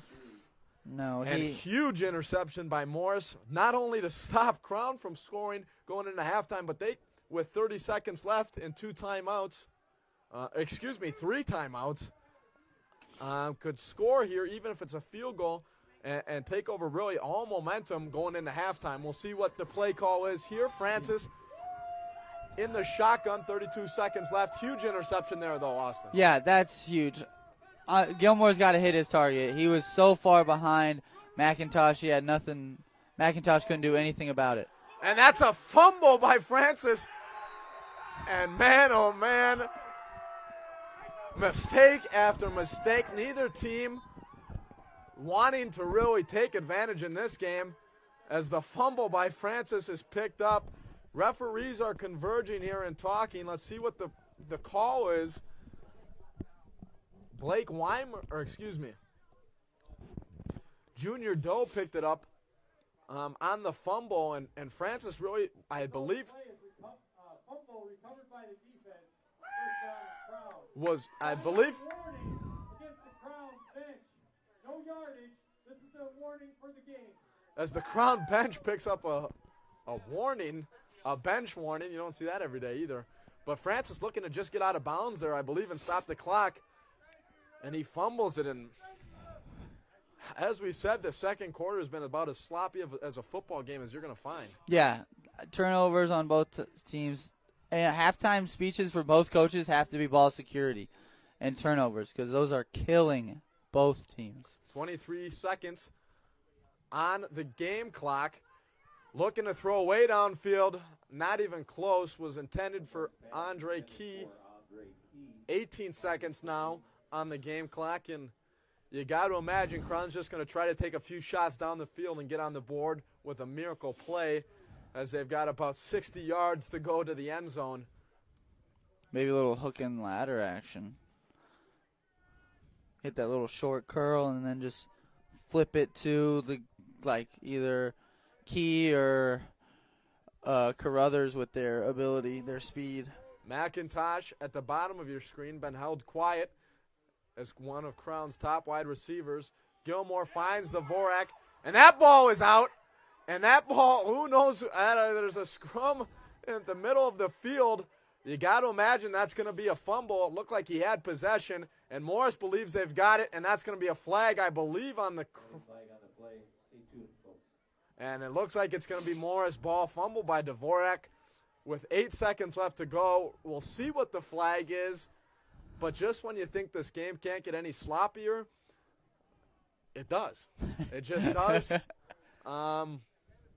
Turnover after turnover. What a wild roller coaster the second quarter has been for both sides. Neither team wanted to take advantage. About as many turnovers as you're going to see in a quarter anywhere. We'll see. We've still remained to be seen what the flag is on. I believe- It looked like there was a little jarring going on. I believe it's going to be McIntosh trying to pulling someone out of the scrum there. Unsportsmanlike conduct, number 10 of Crown, pulling a player off the pile. That 15-yard penalty is enforced from the dead ball spot. First down, Morris. Right, you are, Austin. 15-yard penalty, unsportsmanlike conduct for David McIntosh, pulling somebody out of the pile. And all of a sudden now, with 8 seconds left, You go for it, or you just take your knee and go to the halftime tied. in a game like this, I think you got to take your shot. I mean, if Crown intercepts it, which I would say is about 50-50, who knows? But it looks like there's a different quarterback on the field. It is reception. He's going to be hauled down, and there's going to be about a second left as Morris will call a timeout. Different quarterback in there for Morris. Drew Shipley is out, and he threw that pass. That's the first time we've seen Shipley on the field at quarterback, and Francis looks like we'll see if he comes back in the second half as quarterback for Morris, but Shipley out there now. And Morris, I believe, trying to argue that they have 1 second left on the clock, which I think they do. After the timeout, a little confusion between the referees and the Morris coaches. There's also a flag on the play, so we're probably trying to figure out what that is as well. I don't know what the flag is, but whatever it is, it won't surprise me. I've seen everything there is to see in this last just quarter of football. As we said, first quarter, well-played game on both defenses. Receiver downfield. Offense number 12. 5-yard penalty for the previous spot. Ineligible wide receiver down the field from Morris. That'll back up the play. Cancel the gainer, and that'll back up Morris to the 50-yard line. Just take your knee. You just Excuse me, that'll be at about the 46-yard line with 1 second left on the game clock. Morris with the timeout here. We'll see if they try to draw up some sort of Charge timeout of the half. trick play, or if they'll just take the knee. But just a weird half of football here at Old National Bank Stadium, all knotted up at 7. Yeah, that's what's the crazy part about this game is even with all these turnovers, all the penalties, all the stuff that's happening, the score is still 7-7. And both teams just, I would say, extremely fortunate that both sides making lots of mistakes here. If one team was kind of firing on all cylinders in this second quarter, you might be looking at a 21-point deficit for either side. Yeah, Really. it could easily be a blowout for either team, but because both teams are making all the mistakes, we have a tie ball game. You got to imagine there's going to be some fired up voices in the locker room at halftime. Nothing to be real happy with in this one so far. I think both sides got to be happy that they're tied, at least, like we said. Shipley again will be out there. Looks like they're going to run a play here. Let's see what they draw up out of the shotgun. They're looking to go deep downfield. Deep ball.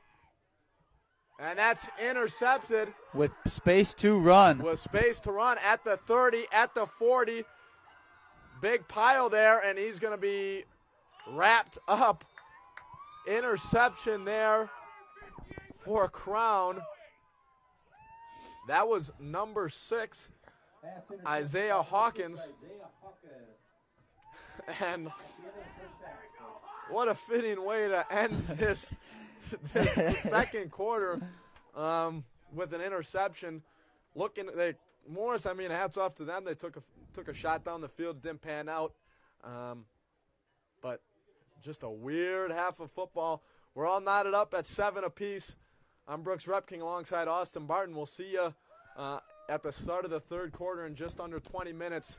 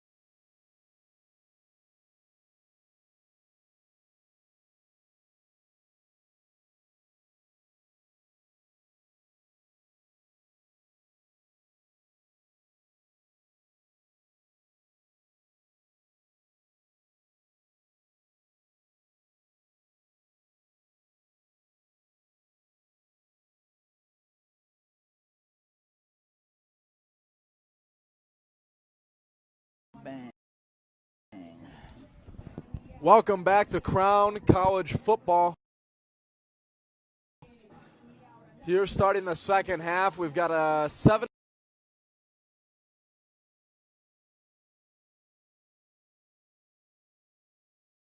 tie ball game with 15 minutes here to start the third quarter. Looking back at some of your stats from the first half. First downs, Crown has got the advantage, 10-5 in that category. McKibben to kick off. Possession of time, Crown possessed the ball 19, close to 20 minutes in the first half. Morris at just above 10. So that shows off the Morris defense really being able to hold Crown when being out on the field twice as long as the Crown defense. Kick is up to Andre Key. He's got some space. Whoa, another block. Let's see what he's got here and all of that, and he's got about a 15-yard return. The numbers to look at, Crown had 4 fumbles and lost 2 of them. Morris with 1 fumble and lost that one. And then you go to interceptions. Jared Gilmore, 2 interceptions in the first half. Francis Morris is quarterback with 2 interceptions of his own.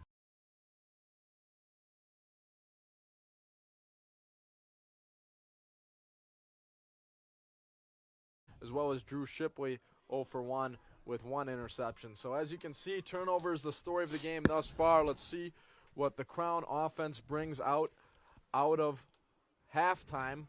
Hands off to Key, and he is wrapped up for a big loss. It's going to be a loss of 3 or 4. Wethoffner wraps up Key, 2nd and 13.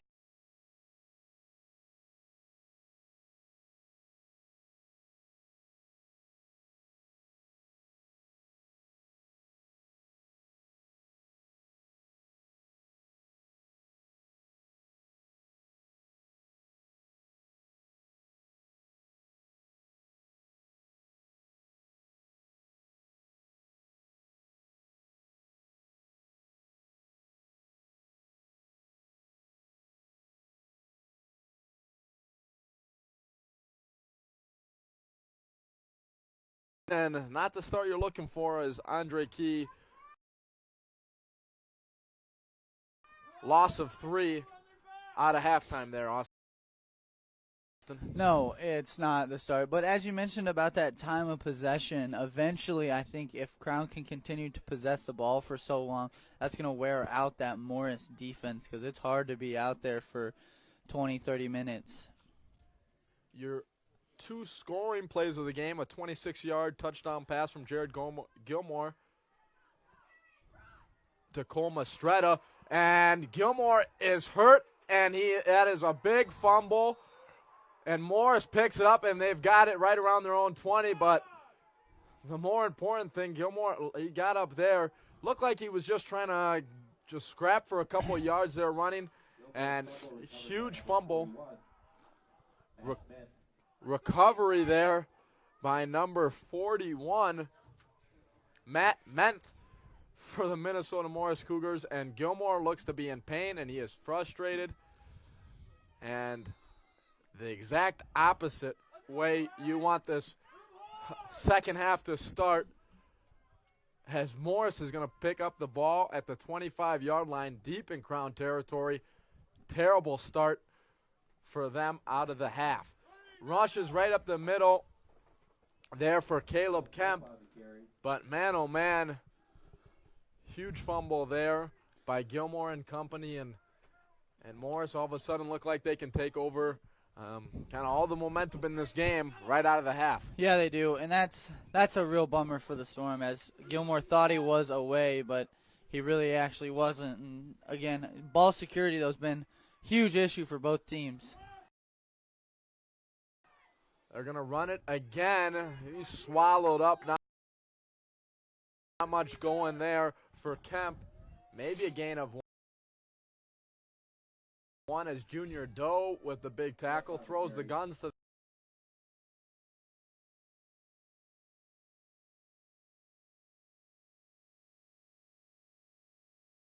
the air. By Junior Doe, assisted by Joe Duffy.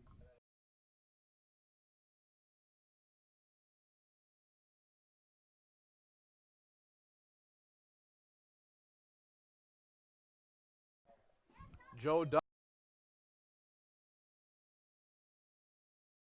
Duffy assists on the tackle there. Mostly On the play, third down. no gain, 3rd down and 6. Mostly long sleeves out there. Couple tough guys with the short sleeves. Would you be more of a long sleeve or short sleeve Oh, guy out there today? I hate the cold. I was a long sleeve guy. I didn't have to think twice about it. Pass blocked away there by Crown. That was Keith Icon with the big block. Let's see what Morris decides to do here. Looks like they brought Pass knocked down by the Keith kicking Icon. team out. Brings up 4th down. And Francis was not in as quarterback that drive as he was hurt was- on one of their final drives in the first half. So that's Yeah. big for Morris. Yeah, that's something to keep an eye on. I believe that was Drew Shipley. Caden McKibben out. Looks like this one is going to be right around a 35-yard field goal. Kick is up. And it is good. A nice kick there. 37 yards from Caden McKibben. And all of a sudden now, good job by the Crown defense being able to hold Morris to just a field goal, but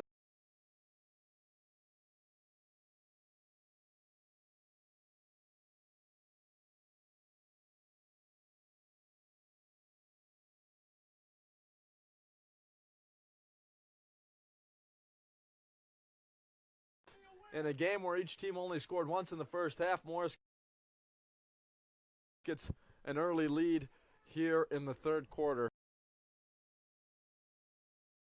What does that do for Minnesota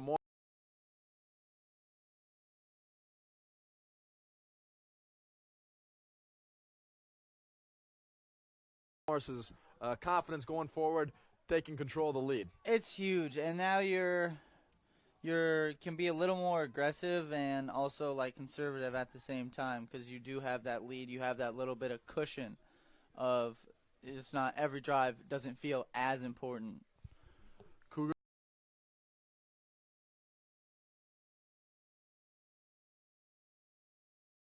came out this quarter with their claws out.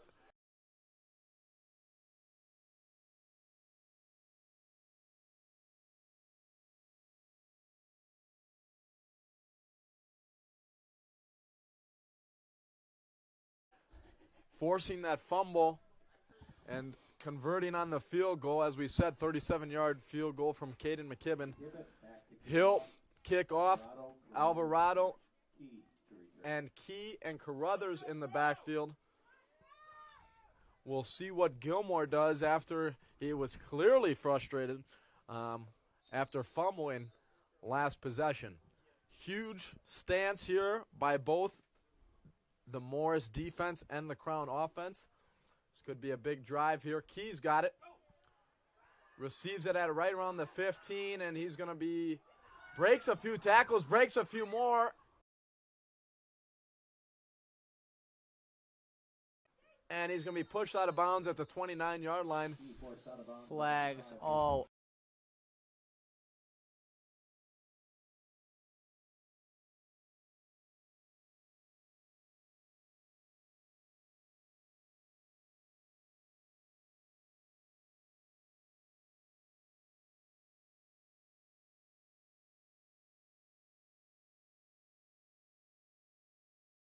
over the field, so we'll see what those are. The elusive Key just couldn't be taken down there, as you said. Some flags kind of all over the field there. Referees converge. We'll see what the call is. During the return, illegal block in the back. Return team, number 35. 10-yard penalty from the spot of the foul. First down. Block in the back for the return team. That'll hurt Crown again. And just mistake after mistake mounting here for both sides. But really, it looked like Morris cleaned up their mistakes here early on in the third quarter here, and Crown just cannot seem to get on the right path here as a fumble and another big penalty here, really putting a damper on this third quarter. Yeah, a long way to go for the Storm if they want to score here, but just going to have to take it one play at a time. Can't hit a home run ball every single time. Pinned back deep in their own territory. Carruthers has got it. Short gain for him. It's going to be about 3 or 4, and there's going to be a flag on the play. I believe that's going to go against Morris. Others on the carry, tackle by number 27, Joseph Loya. Kind of a weird Flag on the play. developing play there. It looked like a Crown member just, I don't know if it was a push by a Morris player or if he just kind of fell and it looked like a push. Hard to see from up here. We'll see what the play on the field is. It looked like Will Bensing.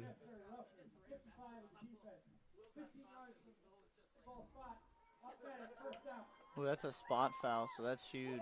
Unnecessary roughness by Minnesota Morris. And number 55, Luna.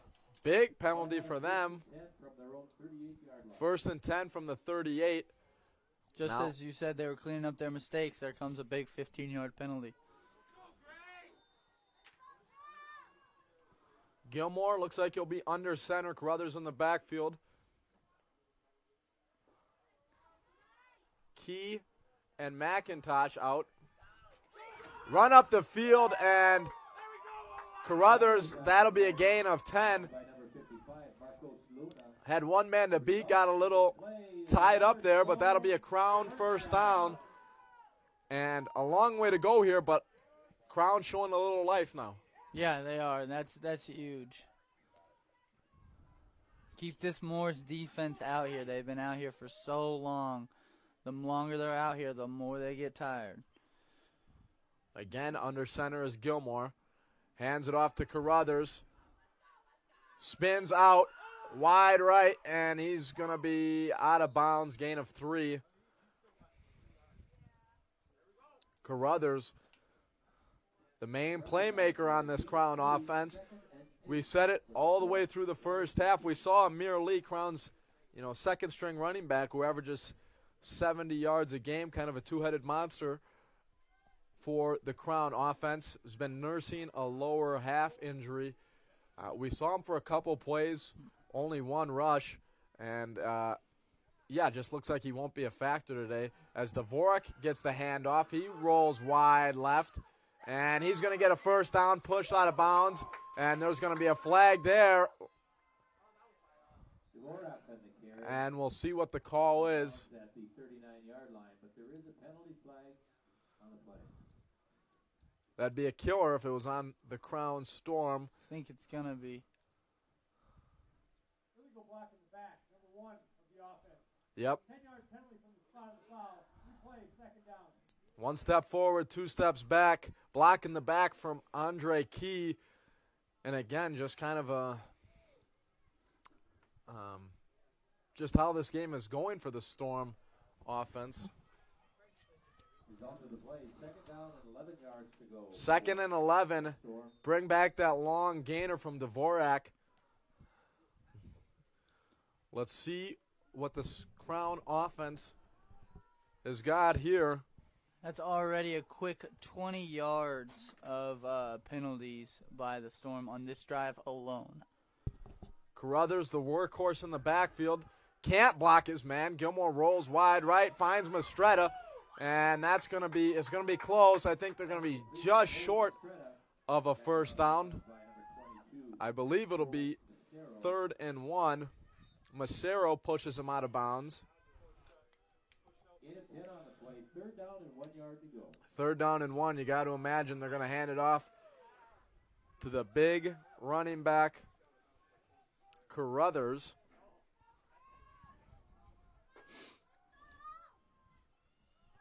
Carruthers out of Barstow, California. He's got it, and he's got the first down and more. He's a couple spin moves there, and he's going to be brought down. Looks like a gain of 6. By number 52, Carter Wackenhofer. And Crown slowly but surely driving upfield here now. Crown first down.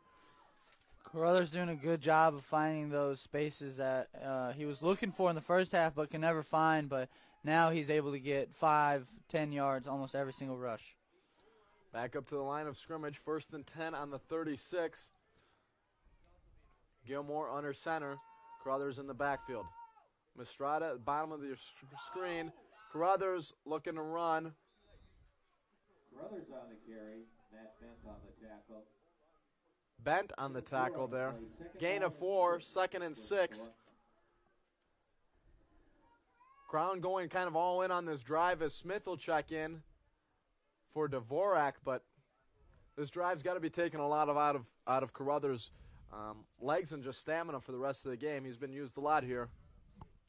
Yeah, it does. But if they are able to come in and score one, that's huge for the Storm, though. Ball on the 32. Gilmore, wild snap, under pressure. I believe it was deflected by Morris. It was Carter Wattenhofer, the 6'1 junior, tipped that one away.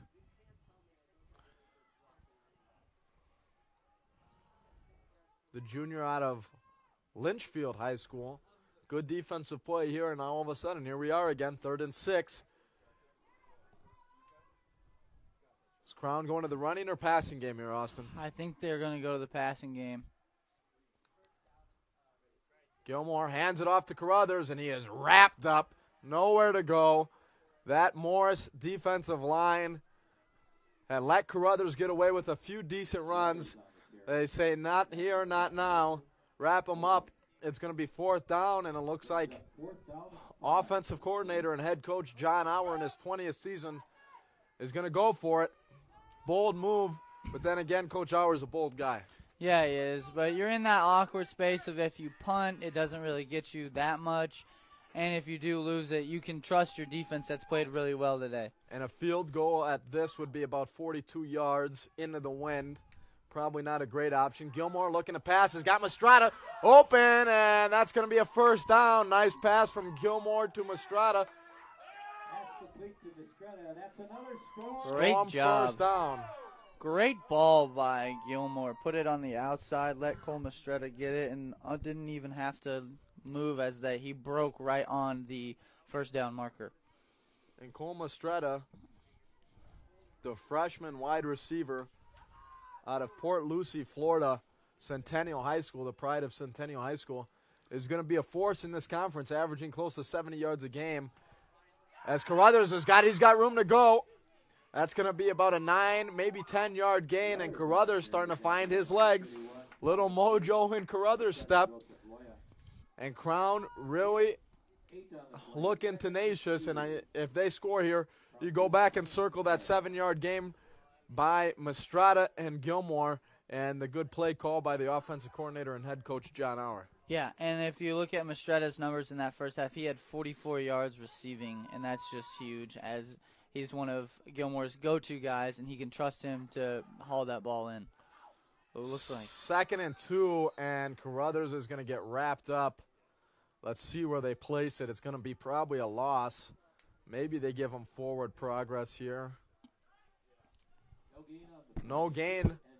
3rd and 2.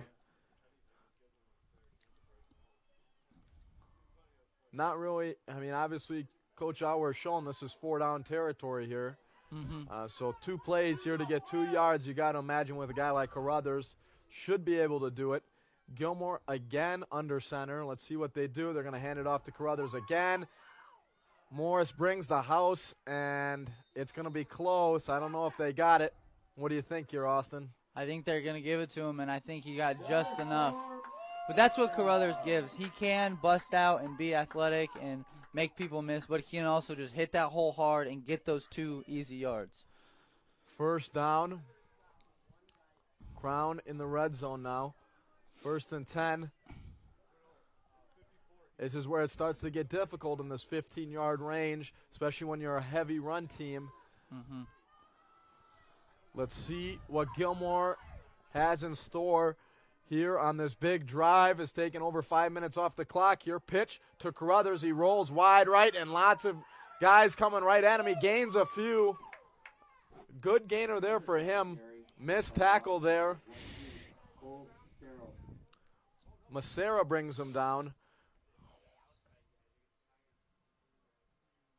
And as you said, maybe time of possession really starting to click in here.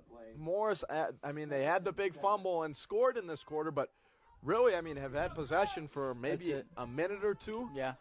here in this third quarter, and time is going down quick.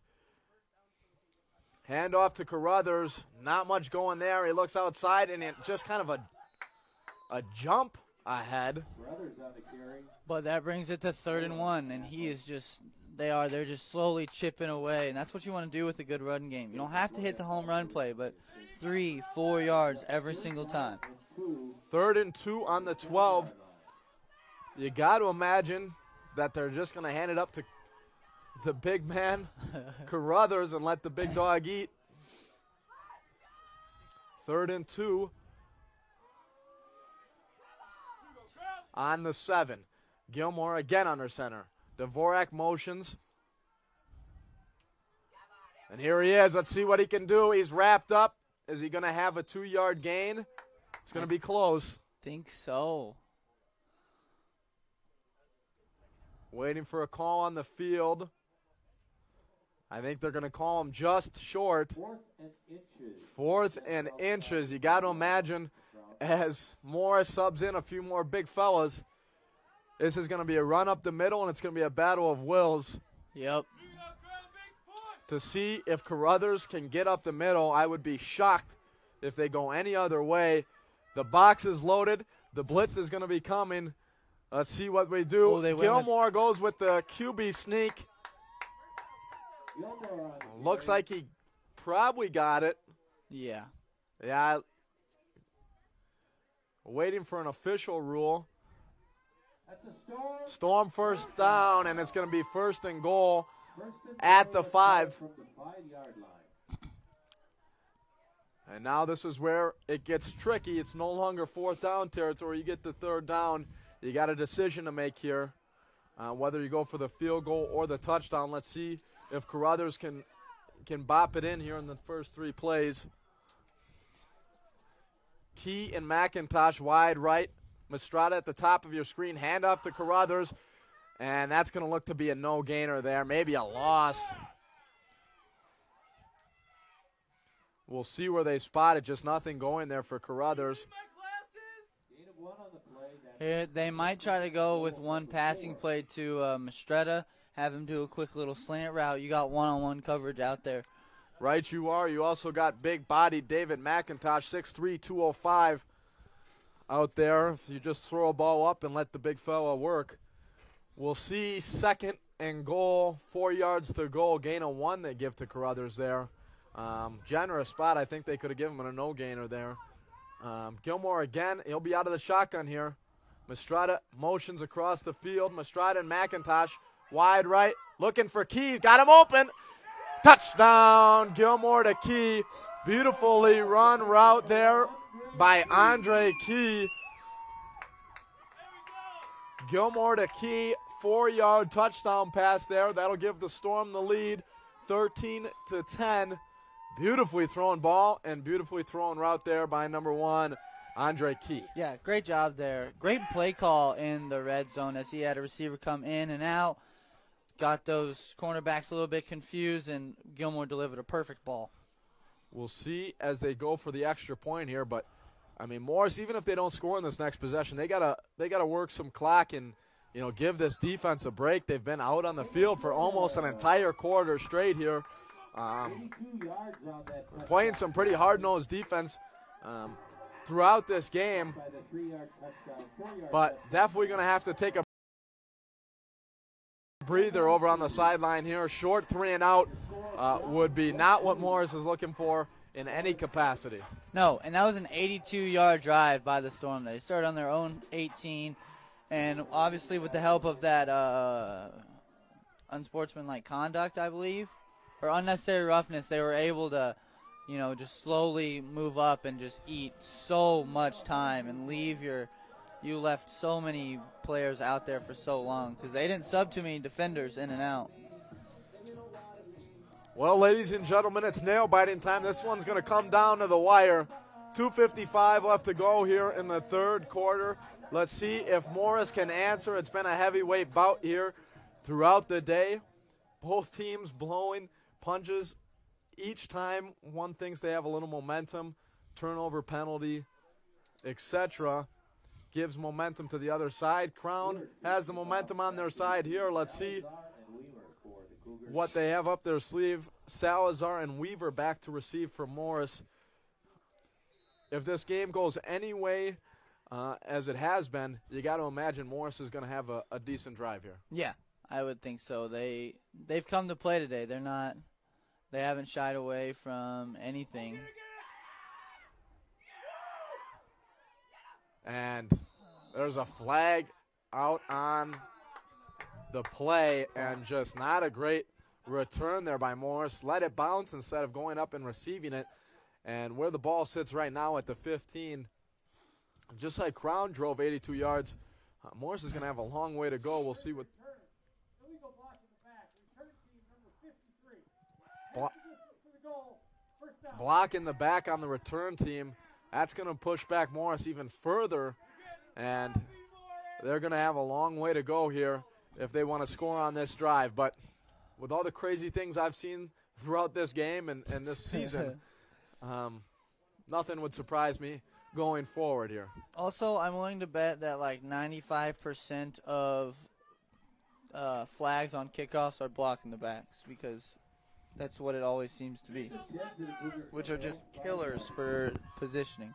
Do you have any citations to back up that I don't. hypothesis? I don't have any official citations. Backed up in their own end zone. Pass complete to Cameron Geyer. Sebastian Alvarado there for the tackle. Gain of 2 on the Huge play. hit on the gain of 2. 2nd and 8 from the 2nd and 8.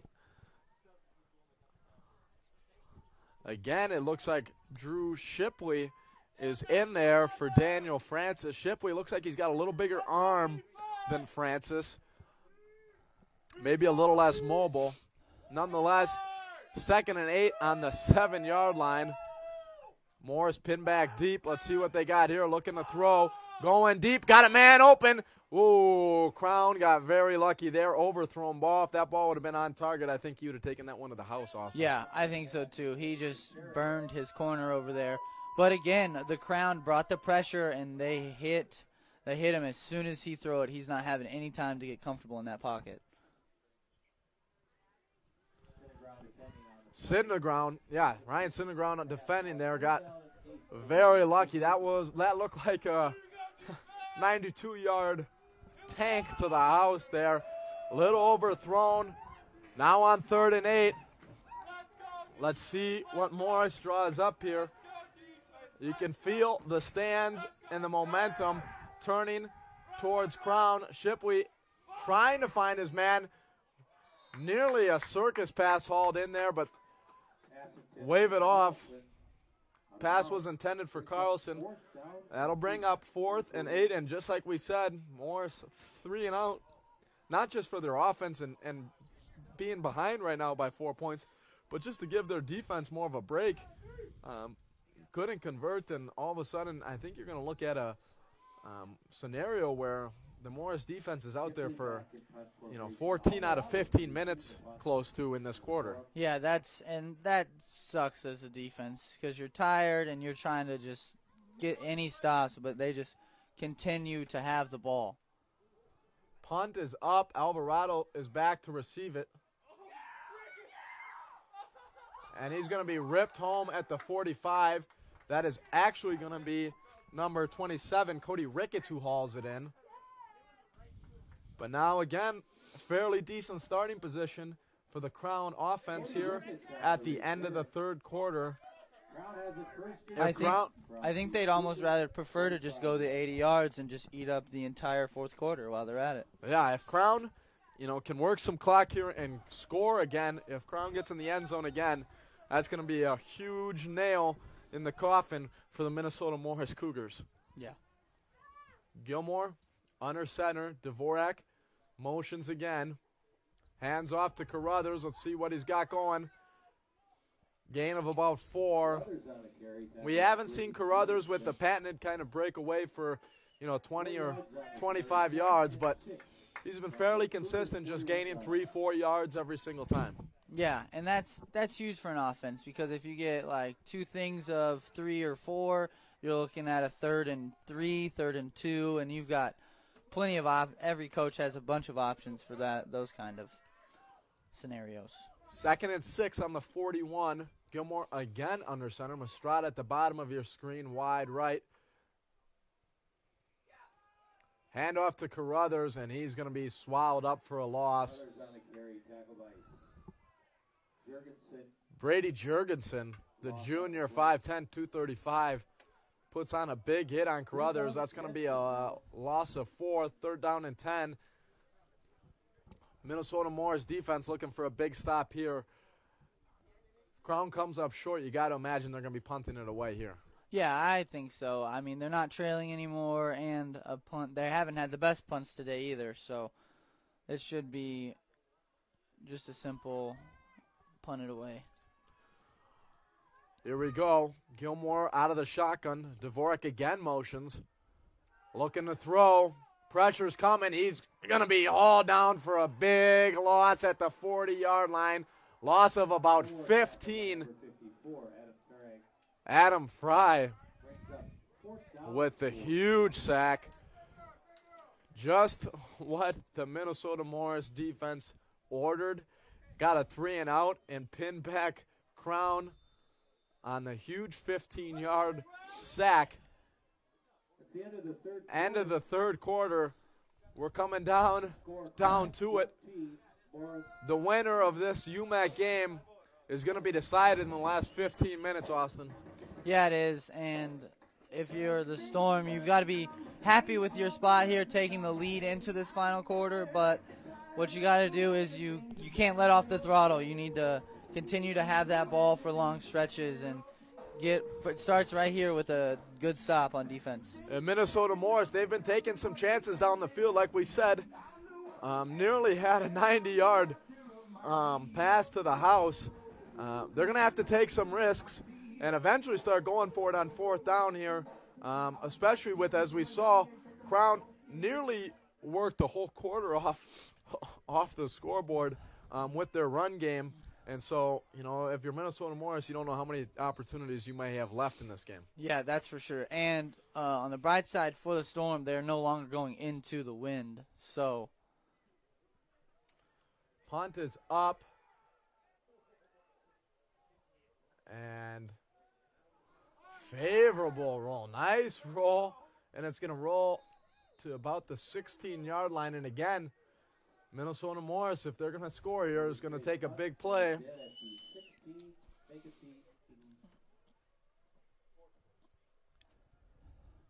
We'll see 16-yard line. who Morris decides to bring out as quarterback. As we said, Daniel Francis played just about the whole first half. Gave way to Drew Shipley. Shipley, the senior, looks like he's got a little bigger of an arm, but maybe just not quite as accurate on some of those short routes as Francis is. yeah, and I think that's what Morris is built on, is those short little quick hits, things to get them going. But when it looked like he went down with an injury, you go with who you have. Run off to the left. Looks like it's going to be a gain of probably 5. Carlson there. Motioned wide left. Micah Moyer on the tackle. Micah Moyer brings him down. Gain of 4 on the play. 2nd and 6. Gain of 4, 2nd and 6. Easier said than done, but if Morris can just have those small gainers, no reason they can't drive up the field. Again, another play very similar. That's going to be another gain of probably 4, and it looks like they're going to be short of a yard or 2 from the first down marker. Tackle by number 8, Junior Doe. Junior Doe streaks in for the tackle. Result of the play is a first down for the Cougars. They're actually going to spot it as a first down, and Minnesota Morris's run game, which we haven't seen a ton of throughout the day, gets a big first down. Yeah, they do. I think that's the first we've seen them almost run the ball twice in a row. which is crazy to think about in a game like this. And the Crown defense now, on this drive, they haven't been out there much. Maybe, again, as much as we said the, Morris defense might be a little tired, that Crown defense has done a lot of standing around in these cold temperatures for about the last half hour. Yeah, they have, and that might have a little something to do with it, but I'd like to think that their coaches were encouraging them to stay loose, stay warm. Timeout is going to be charged to Minnesota Morris. As we said, already a minute and a half or so worked off the clock here in the fourth quarter. You got to imagine Morris is going to have this drive and maybe one more. If they're lucky, maybe two. But really got to put kind of all your eggs in one basket here. If you're going to come away with a big road victory in the UMAC. Yeah, and it also depends on how those Storms' offensive possessions go. If they're quick 3-and-outs, then Morris is going to have a lot of chance. But if they let the Storm drive and slowly eat away at it, then they're going to be in big trouble.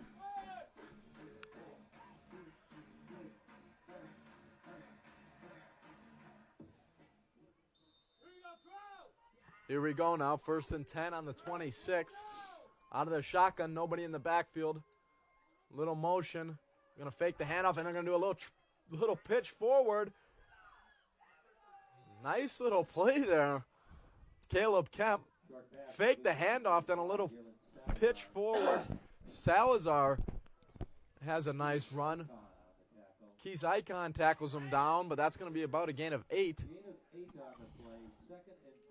Second and 2. And the Morris defense now gaining some yards and showing a little life here, Austin. Yeah, they are.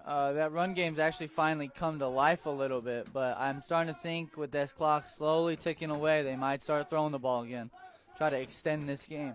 And we've already seen Shipley's got the arm to go downfield. They've got the potential there. Crown has got it. They're bringing the house pressure. Oh, would have been a beautiful pass downfield. Was intended for number 5, Sheridan.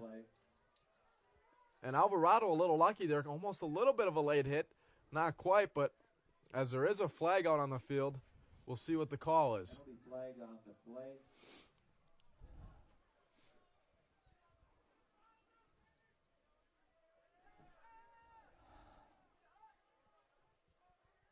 Looks to be a little confusion of what the flag is. I guess they're just going to wave it off.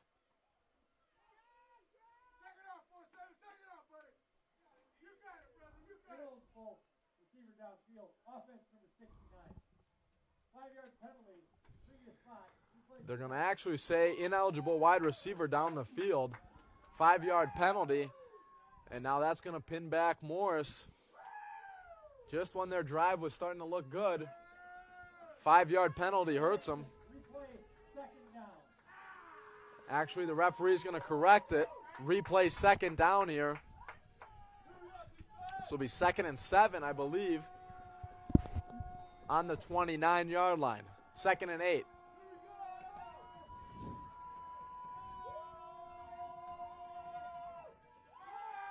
Looking to throw, pressure coming. Beautiful pass across the middle of the field, and that's going to be a big gainer. Beautiful pass from Shipley to Cameron Geyer, the tight end. Nice play call there. Beautiful pickup. 1st and 10 at the 50. What did you see there, Austin? I think that we just blew that coverage. I mean, he was standing wide open by himself in the middle of the field, and that just can't happen, especially when you have the lead in such a tight game. Those things can't happen. That was one of those balls you and I could have caught. Looking to throw again. Again throwing. Intercepted. Crown interception. He's got it, and he's going to be at the 50, 45, and he's going to pass it. Little lateral pass. Huge interception. Cody Ricketts, his 2nd of the game, and returns it for about 25 yards. And well, probably bring about 20 yards and then like 19 yards and like 3 more to whoever he pitches it to. Ryan Cinderground, yeah. Big interception now, and now Crown really all the momentum. If they can get a few first down here and get on the scoreboard again, this game will be all but over. Huge interception by Cody Ricketts, his second of the day. Just an ill-advised throw there by Morris. Carruthers looking to run up the field. He's going to be swallowed up. He's going to fall flat on his backside. And Ricketts made a great read. He saw that, broke to the ball really hard, and then he just picked it off. Joseph Loya on the tackle. Second and 10, no gainer there on the 40. As crazy as this game can be and has been, and looks like Crown's got a little bit of control, you're just an interception and a pick six away from this game turning on its side. Yeah, you are. So I think they're just going to keep running the ball, keep eating clock. Carruthers playing hide and seek behind his lineman, but he's going to be swallowed up by Adam Ferg. I think he just needs to make a choice there. I think he just got in his own head. I think he either just go in or go out. Just pick one so he can try to get some positive yards instead of losing. And Carruthers is limping off the field. Not a good sight for the Storm as Amir Lee will limp onto the field. So both running backs in pain as Carruthers goes straight to the athletic trainer. Not a good sight in the last 11 minutes of this game. If Carruthers can't go, Crown is in big trouble with a capital T. Dvorak will motion Lee. Big throw from Gilmore to Key, Andre Key. That is a well-delivered ball into about 4 different people. And how about Andre Key? Andre Key came in to the season as a quarterback, was the backup quarterback. He's being used as wide receiver now. Had a big 5-yard touchdown, and that big gain there. Looking like a pretty credible threat out of the slot there, Austin. Yeah, he is. He's quick, as you've seen today, and he's a great use out of that slot when you have Mistretta and McIntosh on your outsides. They're going to hand it off to Lee. And now what you want to see if you're the Storm is Lee getting tied up with a bunch of Morris players, but he isn't taken to the ground. That's going to be a short gain. He's trying to get those legs warmed up. Hasn't seen much action in this one as the clock continues to wind. That's exactly what you want. You want to keep running the ball. You want to use all 40 seconds. You're trying to get out of this game as quickly as possible if you're the Storm. Right you are. 2nd and 5 on the 16. McIntosh and Key at the top of your screen. Mistretta at the bottom, wide left. Gilmore under center. Hands it off to Lee again, and he gets his bell rung there. Big hit by the Morris defense. You can tell he's just really unable to hit those whole hards with that injury, and hopefully he gets this week and he's able to come back because he is a big part of the offense, so he can give Carruthers a break as well, and he's a great runner himself, as you said, averaging 70 yards a game. Carruthers will gingerly come back out onto the field. Let's see if they want to use him. 3rd and 3 here. No doubt 4-down territory. We'll see what the play call is. And it looks like that's going to be a penalty on Crown. And that's a false start on the offense. And that's a big penalty, 5 yards. Back it up. Now it's 3rd and 8. And now if you don't get a first down, it looks like you're going to have to try for a field goal, I believe is what you would do, try to get up 7. We'll see, though, 3rd and 8, what Crown has up their sleeve. They're trying to, depending on what it is, if it's 4th and short, they might just stick with it and try to go for it. Morris brings the house. Big reception to McIntosh. He tries to hold on to it. He does. Big reception. Gilmore to McIntosh. And McIntosh gets in the action. He's been held very quiet today. One of Crown's best receivers in his 4 years here. Been held very quiet today, though. first and goal now, and Crown really can take over this game. If they score a touchdown here, the Cougars in big trouble. Yeah, they are. And again, like we said earlier, Gilmore's going to have to be able to deliver, especially with the injuries to the running back. And he's done that, especially in this fourth quarter. Here we go now. Handoff to Carruthers, and he's swallowed up. Nothing going there. They'll probably call him down at the line of scrimmage. No gain for him. Carry tackled by Adam Farag. Tackled there by Farag. Second and goal from the 7. Gain of 1, second and goal from the 7, excuse me. But again, that clock just keeps ticking. And if you're Morris, you have to try to get out of this.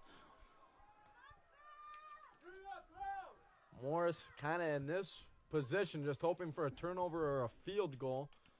Can't afford to give up the touchdown. Looking to throw.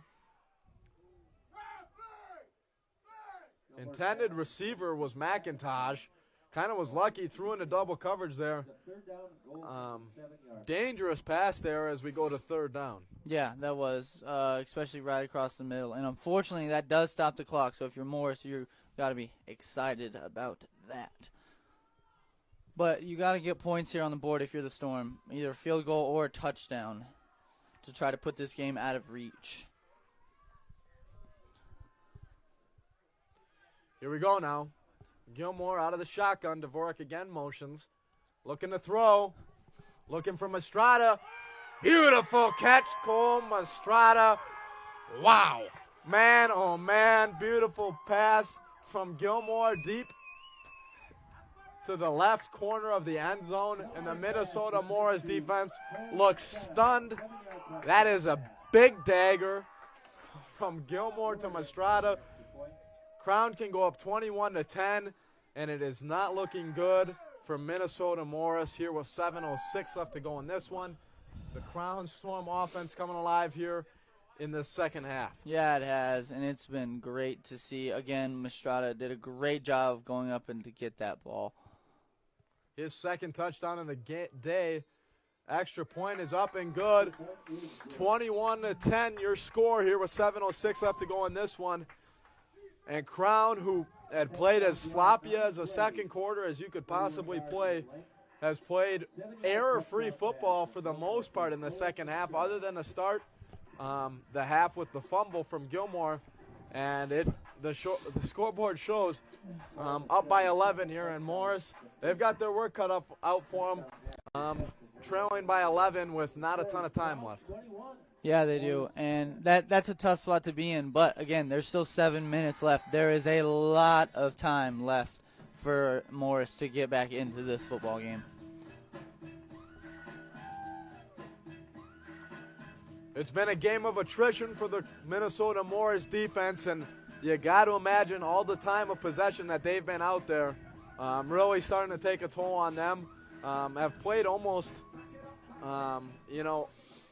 3 full quarters on defense. Basically, as time of possession, Crown had 10 more minutes of time of possession in the first half, and the Crown offense really had the football the whole third quarter and most of the fourth quarter here as well. So that Minnesota Morris defense really has to be sweltering over there. And now it's the Cougars' offense is turn. See what they can do. Heward kicking off. And a bobbled kick return there by Blake Weimers, who had room to go off the field and just kicked the ball around a little bit. Yeah, there. he did. He just couldn't get a good grip on it. And look at Mastrada doing it all. Making a tackle on kickoff. Does a little bit of everything.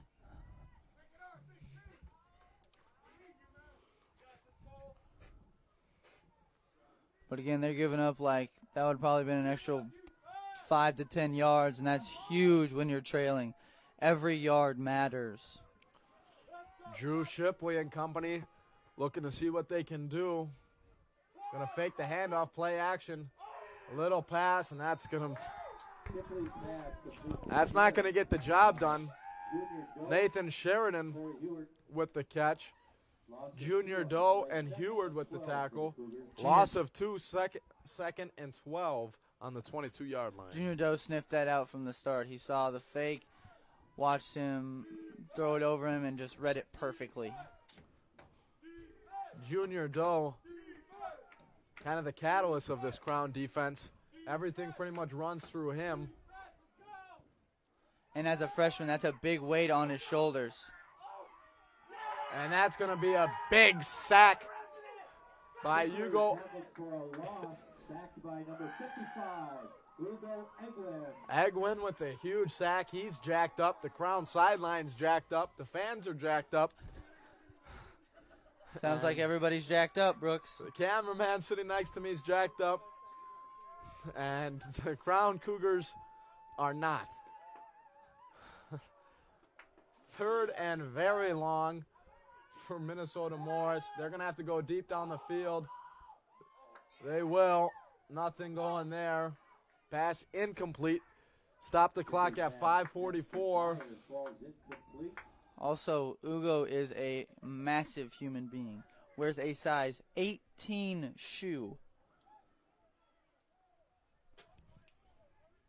It's ridiculous. I think I could take him, don't you think? And Minnesota Morris, deep in Crown territory, 24 for the Cougars. is going to punt it. 8-yard line. Interesting move. I know you're deep in Crown territory and 24 yards to go. They're going to rely on their defense to try to get a turnover here to try to win this game. Alvarado will receive it, and he's got room to go. At the 40, at the 45, at the 30, at the 20, at the 15, pushed out of bounds. At the 10, huge return from Sebastian Alvarado. His second big playmaking play of the game, and man, oh man, fun to watch him run. And the Crown fans can start to sense a little blood in the water as this one's coming to a close. Yeah, it is. That's got to be a killer. Special teams is where you hope to get the advantage, and they did earlier in the day. Morris did with their big return, but now it's Crown's turn to put them in within striking distance to put this game well out of reach. And you got to imagine that Crown is just going to run the ball as much as they humanly can here, try to work as much time off as possible. Still important to get that first down, though. And off to Carruthers. He's swallowed up Minnesota Morris, thinking the same way we are. Wraps him up. On the carry, tackled by Drew Shipley and Jacob Moeller. It's going to be a no gain there, second and 10. Second and 10 from the 11. But that clock continues to wind down. We're at the 5-minute mark. And Crown really taking their time here. Oh, there is no rush with anyone on that Crown side. Gilmore under center.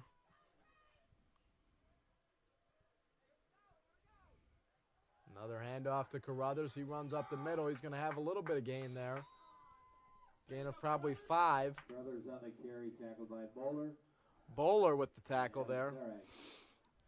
Farag with assisting on the tackle. On the play, 3rd and 5. 3rd and 5 in the red zone.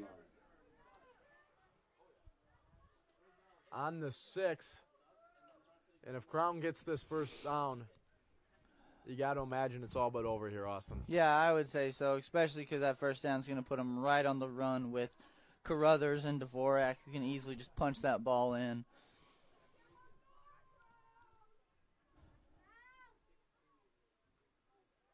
Hand off to Dvorak. He's going to be short as he's muscling his way, trying to get the first down. Rico Dvorak in the carry, I think you take your 3 points here. If I was... tackled by number 31. With the wind at your back, we'll see what they call here. Looks like they're going to keep the offense out on the field. Carter Wettenhofer. I mean, if you don't get it here, 4th then and you 4. do have to go 90-plus yards to get a score if you are the Cougars. 4th and 4. Crown's just going to work the clock and we'll see what they do here. Looks like Crown's going to call a timeout. Looked like Auer and the referee had a little eye contact there. A little wink, wink, nudge, nudge. Right you are. Here we are, timeout for Crown. Their first timeout, and maybe they will bring out the kicking team here. It will remain to be seen, but Minnesota Morris played a heck of a ball game here, had all the opportunity in the world to take control of this game, especially in the second quarter. Both sides did, and just couldn't take advantage of all the Crown mistakes. If Crown holds on to this one, huge win for them in the conference. They'll advance to 2-2, but a lot to work on going into next week at McMurray. Crown, I would say, as excited as that sideline is, surviving this game would be, I would say, kind to say, with all the mistakes they made throughout this game. For sure. Moore's had plenty of chances, but hats off to their defense.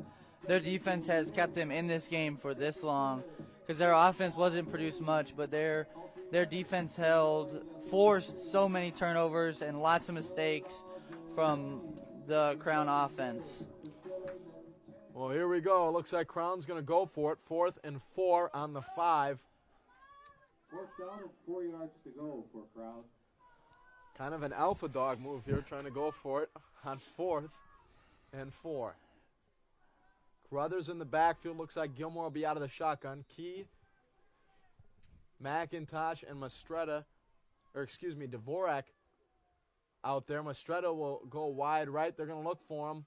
And are they going to call him in for the touchdown? They are. They are. He got that pylon. Cole Mastretta, have yourself a day, big fella. 3 touchdowns for him. Gilmore throws for another one, but Cole Mastretta coming off, I believe he was a conference player of the week last week. Coming off of that performance last week, a 3-touchdown day. I mean, there's some wide receivers would take 3 touchdowns on the season. Yeah. Let alone 3 touchdowns on the day. Again, great play call and great job by Mastretta, as we'll show you here in a second, to reach out and get that pylon, because the rule is as long as you get the pylon, you're in. And as the person who set up that pylon, I can tell you it was set up professionally and exact the right spot. All right, let's take a look at that touchdown again. Here comes the replay, the 5-yard touchdown pass from Gilmore to Mastretta. Does a great job, as you saw, reaching for that pylon, getting just really, honestly, this game is out of reach now with 3 minutes left, and the Cougar offense hasn't shown they can drive on this Crown defense. Yeah, I think you can turn out the lights. This party is over. Remaining 3 minutes left of this game will just be for show. The Cougars look to be dead in the water. As we said, both teams, plenty of mistakes, plenty of opportunities. Minnesota Morris defense really doing all they can physically do. The Cougar offense just gave the defense 0 opportunity to take a breather or take a break, and Crown really just wore down that Morris defense play after play, and time of possession, I think, would be one of the key stats that both the Storm and the Cougars would want to look at after this game and point to why it ended up the way it did, 28-10 on the scoreboard. Yeah, and they did a great job of making sure that the Storm had the ball, and they would just slowly eat away, and that's just a killer for the defense. And this final score is not going to be indicative at all of the way this game was. I mean, it looked like at a time in the third quarter, Minnesota Morris had a lead and looked to be really in control, especially after the big Gilmore fumble. But Crown having a big second half here, and a game that was closely contested for a long period of time, and it looked like it could go either way. Even going into the fourth quarter was 14-10. Crown really starting to pull away in this fourth quarter. and really kind of just asserting their will and dominance over the Cougars here in the last 15 minutes. Yeah, they did. And as we've said a bunch, it's all about the time of possession, because when your offense touched the ball twice, maybe, in that third quarter, and you left your defense out there for 12-plus minutes, that's exhausting. Crown bringing pressure. Shipley nowhere to go. He's going to roll right, left. Doe chasing him down. And like a cheetah going after a gazelle, Doe rips him down for a loss of about 3. Who else? Junior Doe. He's everywhere. But I think they're going to say he got that ball off before he was down. So no losses, no loss. Fastball's incomplete. Second and 10. Second and 10 on the incomplete pass. Pressure brought by Junior Doe. 28-10, 2:56 left to go here in the fourth quarter.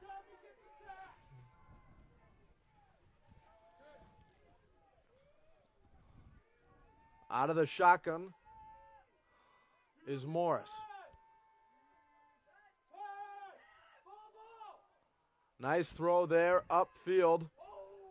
Big hit laid down by Junior Doe. We got a flag on the play. That pass hauled in by Brandon Carlson. Pass complete to We'll see what the call on the field is. on the play. Helmet to helmet, maybe? Little targeting. Oy.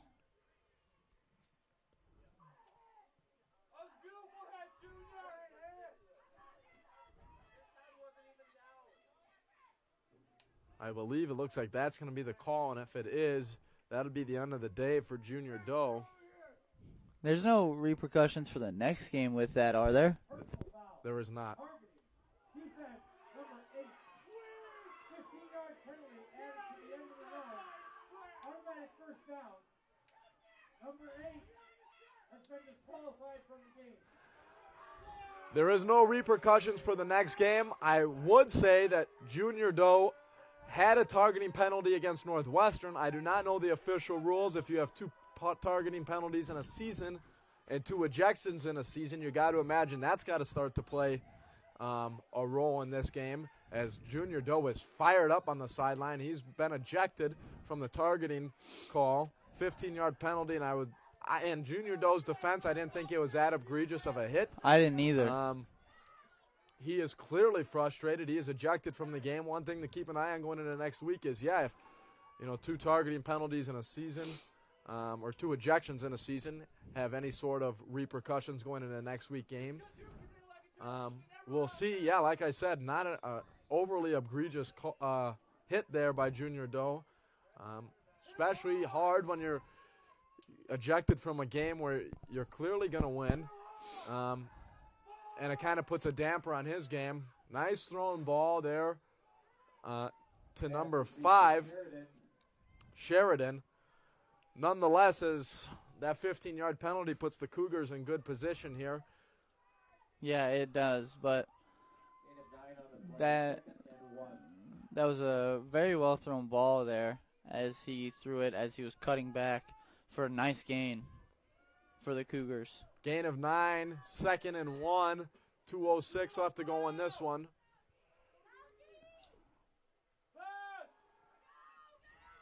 Crown's bringing pressure, dumps it off to number 15, Brandon Carlson. The sophomore hauls it in for a first down. The first down,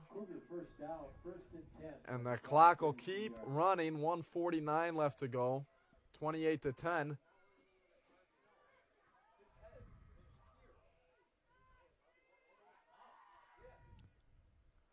Out of the shotgun, we'll see as Crown brings the pressure, and a huge sack by the Storm defense. That one by number 9, Mendoza. Alvarado was in on that tackle, and you could tell Crown wanted to get him, and that's a huge loss for him. It's going to be 2nd and 20, 25. Minnesota Morris will take a timeout, but Mendoza, after that sack, limping kind of off the field. He gives a thumbs up to the trainer, Doesn't want to be taken out of this one, but still was limping around. Head trainer Andrew Herdman says, okay, big fella, if you say so. 1:30 left to go in this one. Morris trying to get a little momentum here on the offensive side going into next week. Minnesota Morris's next game will be October 19th at home for them versus University of Northwestern. That'll be a 6 p.m. kickoff. Crown will travel to McMurray next week, October 19th at 12 p.m. That'll be another big conference test for them as they look to improve to 3-2 on the UMAC season at McMurray.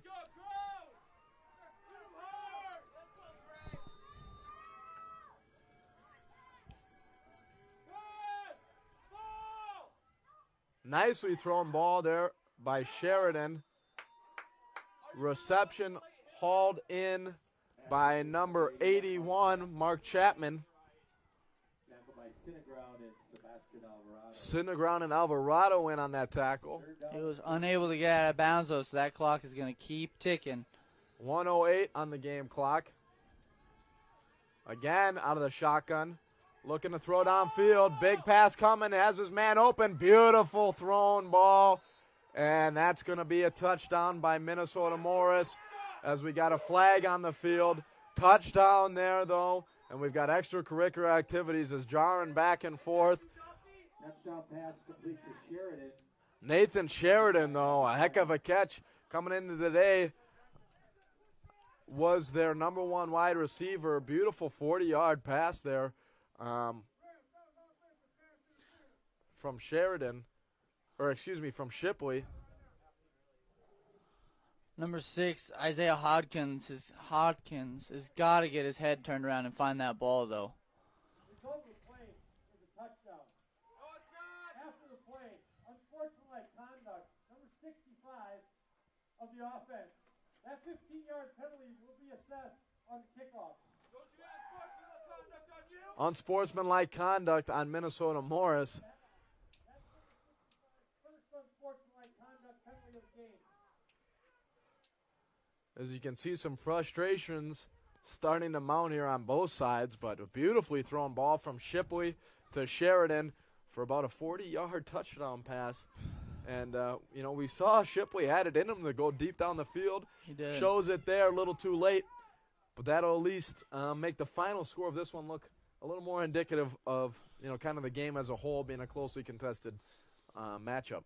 Yeah, it will. And this game and they're obviously got to go for 2 here. But if you're the Storm, you want to get this stop here just as something to hang your hat on, as you should pull away with the win. They're going to go for 2 here. Shipley out of the shotgun looking to throw. Has his man there, and that's going to be a conversion. Put 2 more points on the board. Again to Sheridan. Shipley to Sheridan on the touchdown. Shipley to Sheridan on the 2-point conversion. 28-18 your score with under a minute to go. And if Morris could have done that just a couple of times when Crown kept turning the ball over, this would be a much different game. Beautiful drive. One of the best drives I've seen all season. And a beautifully thrown ball there by Shipley. Just a little too late, it looks like. Unless things really start to get turned on their side and, things get really out of whack here for the Storm. This one should be all but over. We've seen some crazy things here, but I don't know if we'll see anything that crazy today. You never know, ever. We'll see as Crown will receive here. Again, 28-18, your score. As McKibben gets ready to kick it off. And McKibben, you see, like we said, the pink, kind of splattered around here and there. McKibben's got 2 pink long sleeves, and I got to say that is a good look, my friend. Hats off to Caden McKibben. I'm an advocate of the pink look. 2 long sleeves in the pink. Doesn't go great with the Minnesota Morris maroon, but It does not, but you notice it. you got to do what you got to do, big fella. I like it. And Morris is going to go for the onside kick. Let's see if they can convert. Carruthers deep in the backfield. Crown timeout. Timeout, Crown. Their second starting timeout of the second half. This is just timeout. Make sure everybody knows what their roles are. Make sure they know what they're doing.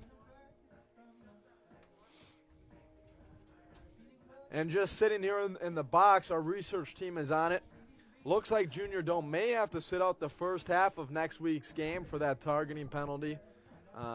We're not 100% positive on but that could, definitely explain why, Junior Doe would be definitely upset, having to sit out first half of next week's game potentially when this game was all but over when that targeting penalty was called. Yeah, that's a big bummer for him, especially because we up here in the box especially don't think that was a targeting penalty. Thanks again to our research team for looking that up for us. 28-18 your score here.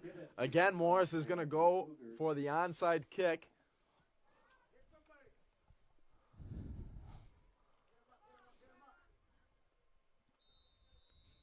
Still a two-possession game, though, even if they would convert here. A little bit of an unorthodox onside kick formation here. Let's see what Morris does here. It's going to be fall down on by Cody Ricketts. Kick recovered by Cody Ricketts. And 27 at the 29-yard line. it looks like this is going to be your final score, 28-18. Crown can really just run out the clock the rest of the way with some knees.